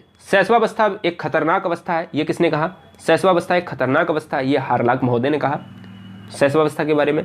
शैशवावस्था सीखने का आदर्श काल बहुत इंपॉर्टेंट है, ये बहुत इंपॉर्टेंट है, तीनों परिभाषाएं बहुत ही बार इस बार आना है पक्का, ठीक है, किसी भी स्टेट एग्जाम्स में आना है। शैशवावस्था सीखने का आदर्श काल है, तो किसने कहा भैया, बैलेंटाइन ने कहा। अब हम बात करते हैं शैशवावस्था के उपनाम कौन कौन से हैं। इसमें बच्चा जब पैदा होता है, मैंने कहा शैशवावस्था जो होती है 0 से कितने साल तक होती है बताओ, 0 से 5 साल तक की होती है, और उसके ऊपर वाली होती है वो 5 से 12 साल तक की होती है, वो हमारी बाल्यावस्था, और उसके ऊपर वाली होती है 13 से 18 साल हमारी किशोरावस्था। इन 3 एज में जो 3 परिभाषाएं होंगी वो हम जान लेंगे। सबसे पहले 2 सेकंड में इस शैशवावस्था को खत्म कर देते हैं। कह रहा अतार्किक चिंतन, बच्चा तार्किक चिंतन नहीं कर पाता है, छोटा सा बच्चा होता है 0 से 5 साल का बच्चा क्या कर पाएगा। खिलौने की आयु भी कहा जाता है, बच्चा अनुकरण करके सीखता है, छोटा बच्चा होता है। जीवन का महत्वपूर्ण काल कहा जाता है, या कह सकते हैं कि सीखने का अनोखा काल। संस्कार का निर्माण की अवस्था यही होता है, क्योंकि सिगमंड फ्रायड ने कहा है कि बच्चा जो भी कुछ बनना चाहता है स्टार्टिंग के 4 से 5 साल में बन जाता है। शैशवावस्था की विशेषताएं, और हमारा शैशवावस्था खत्म हो जाएगा। देखना कैसे कि शैशवावस्था मैंने कहा 5 से 6 वर्ष का एज होता है, तक चलता है, 0 से 5 से 6 वर्ष तक, स्टार्टिंग के 5 और लास्ट के अंतिम के 6 वर्ष। क्वेश्चन पूछ सकता है कि जिज्ञासा की प्रबल वाली अवस्था कौन होती है, तो शैशवावस्था होती है। क्वेश्चन पूछ सकता है कि सीखने का आदर्श काल कौन है, तो शैशवावस्था है। जीवन का आदर्श काल बाल्यावस्था है, लेकिन सीखने का आदर्श काल कौन है, सीखने का अनोखा काल कौन सा है, सीखने का आदर्श काल कौन सा है। जब भी सीखना वर्ड आ जाए तो हम शैशवावस्था मारेंगे, जीवन का अनोखा काल आ जाए तो हम कौन सा मारेंगे, बाल्यावस्था। शारीरिक विकास, मानसिक विकास सबसे तेजी से यहीं पर होता है, 90% बच्चे का मानसिक विकास यहाँ पर हो जाता है। भावी जीवन की आधारशिला यही है। मैंने कहा सिगमंड फ्रायड ने क्या कहा, 5 से 6 साल में जो भी बच्चा होता है वो बन जाता है। बोलने की अयोग्य अवस्था होती है, बच्चा बोल नहीं पाता है। सीखने की दृष्टि से महत्वपूर्ण जिज्ञासा की प्रबलता होती है। एज आपको बता दी। अब बाल्यावस्था में आते हैं। बाल्यावस्था में समय होता है 5 से 12 वर्ष, यानी 12 वर्ष के अंत स्टार्टिंग तक, अंत तक, और 13 वर्ष के प्रारंभ तक। बाल्यावस्था के कौन कौन से नाम से जाने जाता है, बहुत इंपॉर्टेंट है। बाल्यावस्था को कह सकता है कि आपसे क्वेश्चन कह सकता है कि गंदी अवस्था किसे कहा जाता है, बाल्यावस्था को कहा जा सकता है। आरंभिक विद्यालय की आयु, इसमें बच्चे विद्यालय की तरफ बहुत आकर्षित होते हैं, बाल्यावस्था को कहा जाता है। स्फूर्ति की अवस्था बाल्यावस्था है। और आपको बताऊं कि जीवन का अनोखा काल बाल्यावस्था है, जबकि सीखने का अनोखा काल आपको कौन है, बताओ। सीखने का अनोखा काल अभी मैंने बताया शैशवावस्था।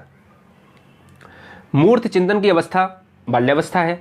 तार्किक चिंतन की अवस्था, हमने कहा अतार्किक चिंतन बोले तो शैशवावस्था, और तार्किक चिंतन बोले तो बाल्यावस्था। खेल की अवस्था और समूह या टोली, बच्चा छोटे छोटे समूह बनाता है, अपने हम एज के लोगों के साथ खेलता है। शैशवावस्था और बाल्यावस्था में थोड़ा सा डिफरेंस होता है कि बाल्यावस्था अपने समलिंगी की तरफ आकर्षित होते हैं, किशोरावस्था में विषमलिंगी की तरफ आकर्षित होते हैं, ध्यान दीजिएगा, ठीक है। बच्चा टोली का निर्माण करता है, गैंग एज इसे कहा जाता है। किसे कहा जाता है, ध्यान में रखना, गैंग एज, गैंग एज भी इसे कहते हैं, ठीक है। अब हम 3 परिभाषाएं मैंने शैशवावस्था में जानी थी।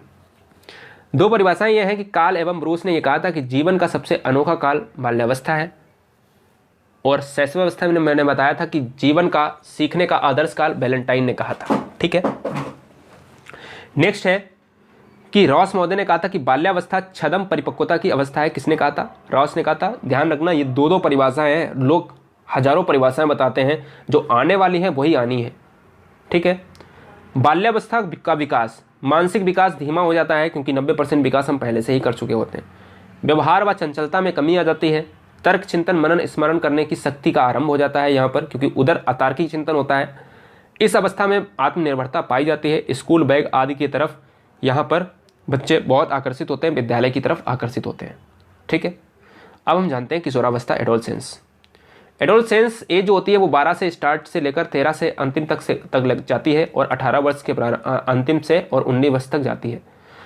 कह सकते हैं कि इसको 13 से 18 वर्ष के बीच की जो एज होती है वो किशोरावस्था होती है, एडोलसेंस होती है। और जो 18 से ऊपर वाली जो एज होती है वो 60 होती है, ये कौन सी होती है, प्रौढ़ावस्था होती है। 60 से ऊपर वाली वृद्धावस्था होती है। दोस्तों आज पक्का है कि गला बैठने वाला है, लेकिन आपका एक काम है कि आप बस शेयर कर देना। मैंने एक भी स्टार्टिंग की से लेकर वीडियो में ये नहीं कहा कि आप सब्सक्राइब कर लेना, ठीक है ना। आपका सिलेक्शन हमारे लिए इंपॉर्टेंट है। आप जुड़ोगे, दिल से जुड़ोगे, अन्यथा हमारे लिए वो भी बहुत खुशी की बात है। किशोरावस्था के नाम कौन है, किशोरावस्था के नाम क्या है, स्वर्णकाल है, जिसको हम गोल्डन एज कहते हैं, स्वर्णिम काल कहते हैं। बसंत ऋतु की अवस्था भी यही है, किशोरावस्था। दुखी अवस्था भी इसको ही कहा जाता है। दुश्चिंता की अवस्था इसे ही कहा जाता है। कैरियर के प्रति चिंता भी इसे ही कहा जाता है। उलझन की अवस्था इसे भी कहा जाता है। अंगों के प्रति चिंता इसे ही कहा जाता है। अत्यंत जटिल अवस्था इसे ही कहा जाता है। अमूर्त चिंतन की अवस्था इसे ही कहा जाता है, ठीक है। स्टैनली हॉल, किशोरावस्था प्रबल दबाव, तूफान एवं संघर्ष की अवस्था है। किशोरावस्था प्रबल दबाव एवं तूफान की अवस्था है, स्टैनली हॉल ने कहा था, बहुत इंपॉर्टेंट है। किशोरावस्था में शारीरिक, मानसिक व सामाजिक विकास अचानक होता है, यह भी दिमाग में रखना है, स्टैनली हॉल ने यह कहा है। किलपैट्रिक ने ये कहा है किशोरावस्था जीवन का सबसे कठिन काल है। मैंने कहा जीवन का आदर्श काल, वो सीखने का आदर्श काल, तो वैलेंटाइन ने शैशवावस्था को कहा है। कार्ल एवं ब्रूस ने जीवन का अनोखा काल कहा है बाल्यावस्था को। किलपैट्रिक ने ये कहा है किशोरावस्था जीवन का सबसे कठिन काल है। ठीक है, दिमाग में रखना है। अब हम बात करते हैं किशोरावस्था की प्रमुख विशेषताएं। लंबाई में विकास में सर्वाधिक वृद्धि होती है। लंबाई में मानसिक विकास में तीव्र बुद्धि का चरण होता है, जिसमें चिंतन मनन स्मरण करता है, क्योंकि बच्चा 13 से 18 साल की एज में है। काम शक्ति की परिपक्वता होती है। नशा की ओर उन्मुखता होती है, ठेका वाला, समझ रहे ना मेरी बात। दिवा स्वप्न देखने लगता है। विषम लिंगी का आकर्षण पाया जाता है लड़के और लड़की की तरफ। स्वतंत्रता की भावना पाई जाती है, बच्चे अब निकल सकते हैं बाहर।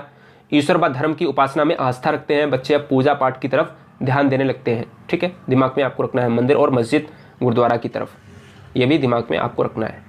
अब हम बात करते हैं मनोविश्लेषण सिद्धांत। सिगमंड फ्रायड के जन्मदाता है। व्यक्तित्व की प्रक्षेपण विधियां भी जो है सिगमंड फ्रायड ने दिया है। एक दिया था इदम, एक दिया था अहम, एक दिया था पर अहम। ठीक है, यहां से क्वेश्चन बनता है आपका, यहां से क्वेश्चन बनता है और कई बार आपके एग्जाम्स में क्वेश्चन बना है और काफ़ी बच्चे जो है छोड़ के चले आए हैं। ठीक है, दिमाग में ये भी आपको रखना है। अब हम क्वेश्चन कैसे करेंगे, इदम को क्या करेंगे, अहम को क्या करेंगे, आप बताओ, फटाफट बताओ जो बच्चे यहाँ पर पहले पढ़ चुके हैं। देखिएगा, अगर हम बात करते हैं सिगमंड फ्रायड, इड, ईगो और सुपर ईगो, चेतन मन, अवचेतन मन और अर्धचेतन मन में यहां पर जोड़ा है। इड में अचेतन मन या अवचेतन मन होता है, संबंधित होता है। इसमें इसका भाग जुड़ा होता है। इसमें क्या होता है कि सेक्स के प्रति भूख प्यास की इच्छा, सुखवादी सिद्धांत किसे कहा जाता है, इदम को कहा जाता है। ठीक है, कि क्या अच्छा हो सकता है। इसमें 9/10 भाग होता है इसका, अवचेतन मन का। काम की इच्छा होती है, इच्छा की अगर बात आए तो इड लगाएंगे। अहम की बात आए, अर्धचेतन की बात आए तो ईगो जो होता है वो अर्ध मन से संबंधित होता है, अर्धचेतन मन से संबंधित होता है। ये बाल्यावस्था का महत्वपूर्ण अंग है। ये वास्तविकता से आधारित होता है। ठीक है ना, वास्तविकता पर, रियलिटी पर। परम अहम क्या है, तो परम अहम दोस्तों होता है चेतन मन से संबंधित होता है। आपसे यही पूछेगा कि चेतन मन से संबंधित कौन है, सुपर ईगो है।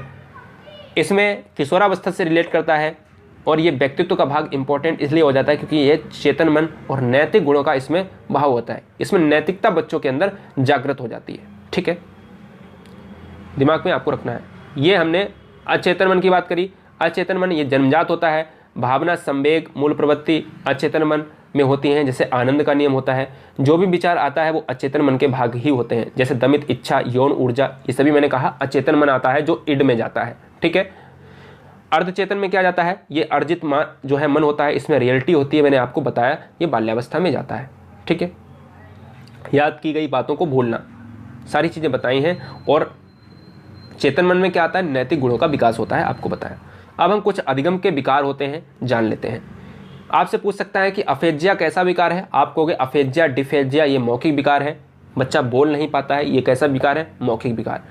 डिसलेक्सिया या फिर लेक्सिया ये कैसा है, पढ़ने का विकार है। या यस ए डब्ल्यू को वो डब्ल्यू ए यस पढ़ता है, या यल को वो कुछ और पी पढ़ता है, तो यार पढ़ नहीं पाता बच्चा, तो वो लेक्सिया होता है, डिसलेक्सिया। ग्राफिया, डिसग्राफिया, अप्रेक्सिया या फिर प्रेक्सिया आ जाए तो ये कैसा विकार है, लेखन विकार है। इसमें प्रेक्सिया को लिखने प्लस बोलने को भी कहा जाता है। जब भी लिखना बोलना ना हो तो हम लेखन विकार मानेंगे। तो अगर ग्राफिया अगर आ जाता है, प्रेक्सिया आ जाता है, तो ये लिखने का विकार होता है, बच्चा लिख नहीं पाता।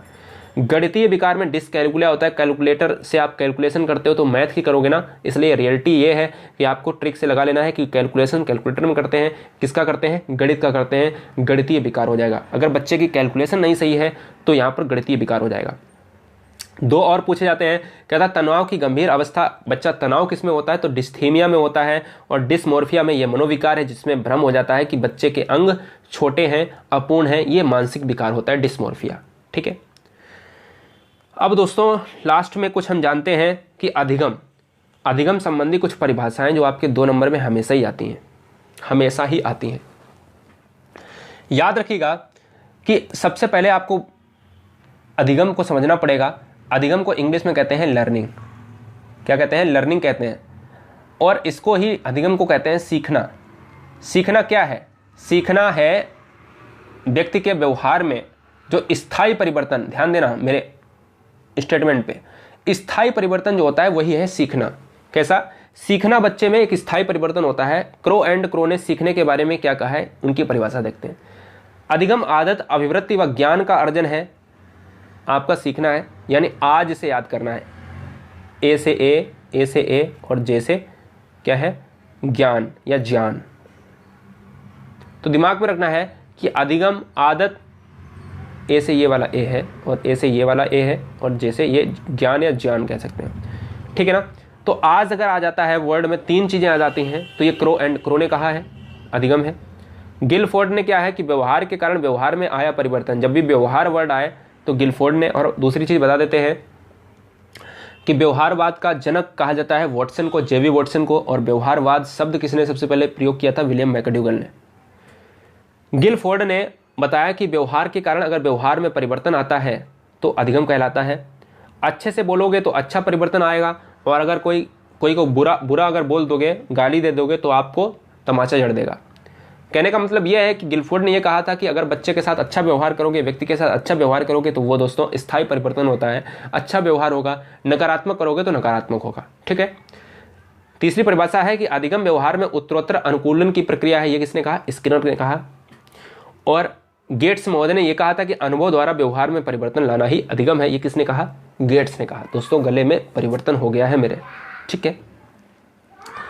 विलियम वुडवर्थ ने कहा कि अधिगम विकास की एक प्रक्रिया है।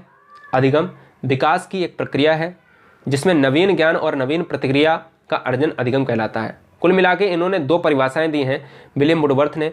जब भी आए कि उत्तरोत्तर प्रक्रिया तो स्किनर मार देना, जब भी आए AAG यानी अधिगम, ज्ञान और अभिवृत्ति आए तो आप क्रो एंड क्रो मार देना। जबकि आए व्यवहार और व्यवहार की बात करें तो गिलफोर्ड मार देना। जब भी 2 परिभाषाएं वुडवर्थ में कि अधिगम विकास की एक प्रक्रिया है, नवीन ज्ञान एवं नवीन प्रतिक्रिया का अर्जन अधिगम कहलाता है, तो विलियम वुडवर्थ। अधिगम के पक्ष 3 होते हैं, ज्ञानात्मक पक्ष, क्रियात्मक पक्ष, भावात्मक पक्ष। संज्ञानात्मक या ज्ञानात्मक पक्ष में ज्ञान के द्वारा सीखना, क्रियात्मक में क्रिया के द्वारा सीखना, भावात्मक में भावनाओं से सीखना, यही होता है अधिगम। तो दोस्तों ये बताइएगा, सारी चीज़ें आपको क्लियर कर दी।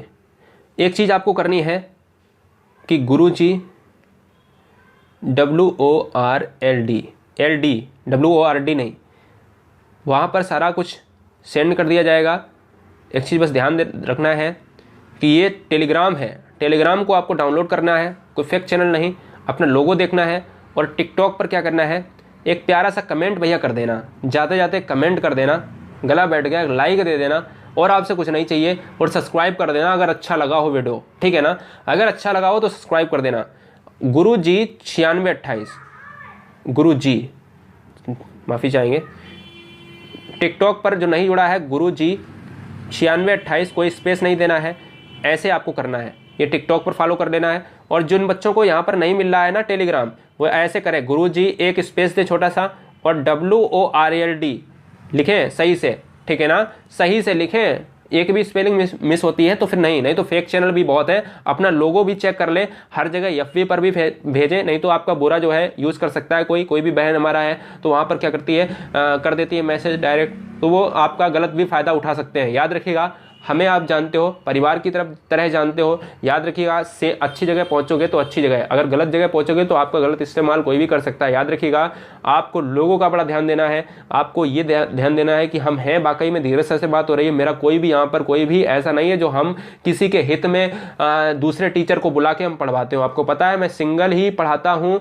और कोई भी किसी का सरोकार नहीं है। जब तक होगी जान तब तक सिंगल ही ऐसे ही पढ़ाऊंगा, ठीक है। परेशान मत होना, क्योंकि मैं भी कोई भी कंपनी तरीके का नहीं चलाता हूं जिसे शिक्षा को बेचने का काम करता हूं। आपके लिए सारी सुविधाएं फ्री हैं। ना ही जिंदगी में बेचने का काम किया है नोट्स को, ना ही जिंदगी में बेचूंगा, ना ही शिक्षा के नाम पर एक पैसा लूंगा, ना ही किसी को खाने दूंगा। जब तक रहेगी जान। लोग खा रहे हैं लेकिन मेरी प्रतिक्रिया उनके खिलाफ बहुत तेजी से चल रही है। जय हिंद, जय भारत। चाहिए है ये है कि आप एक लाइक और अच्छे 5 दोस्तों को ये वीडियो को शेयर कर देना। नीचे से प्यारा सा कमेंट, अपना जिला, अपना स्थान भी बता देना।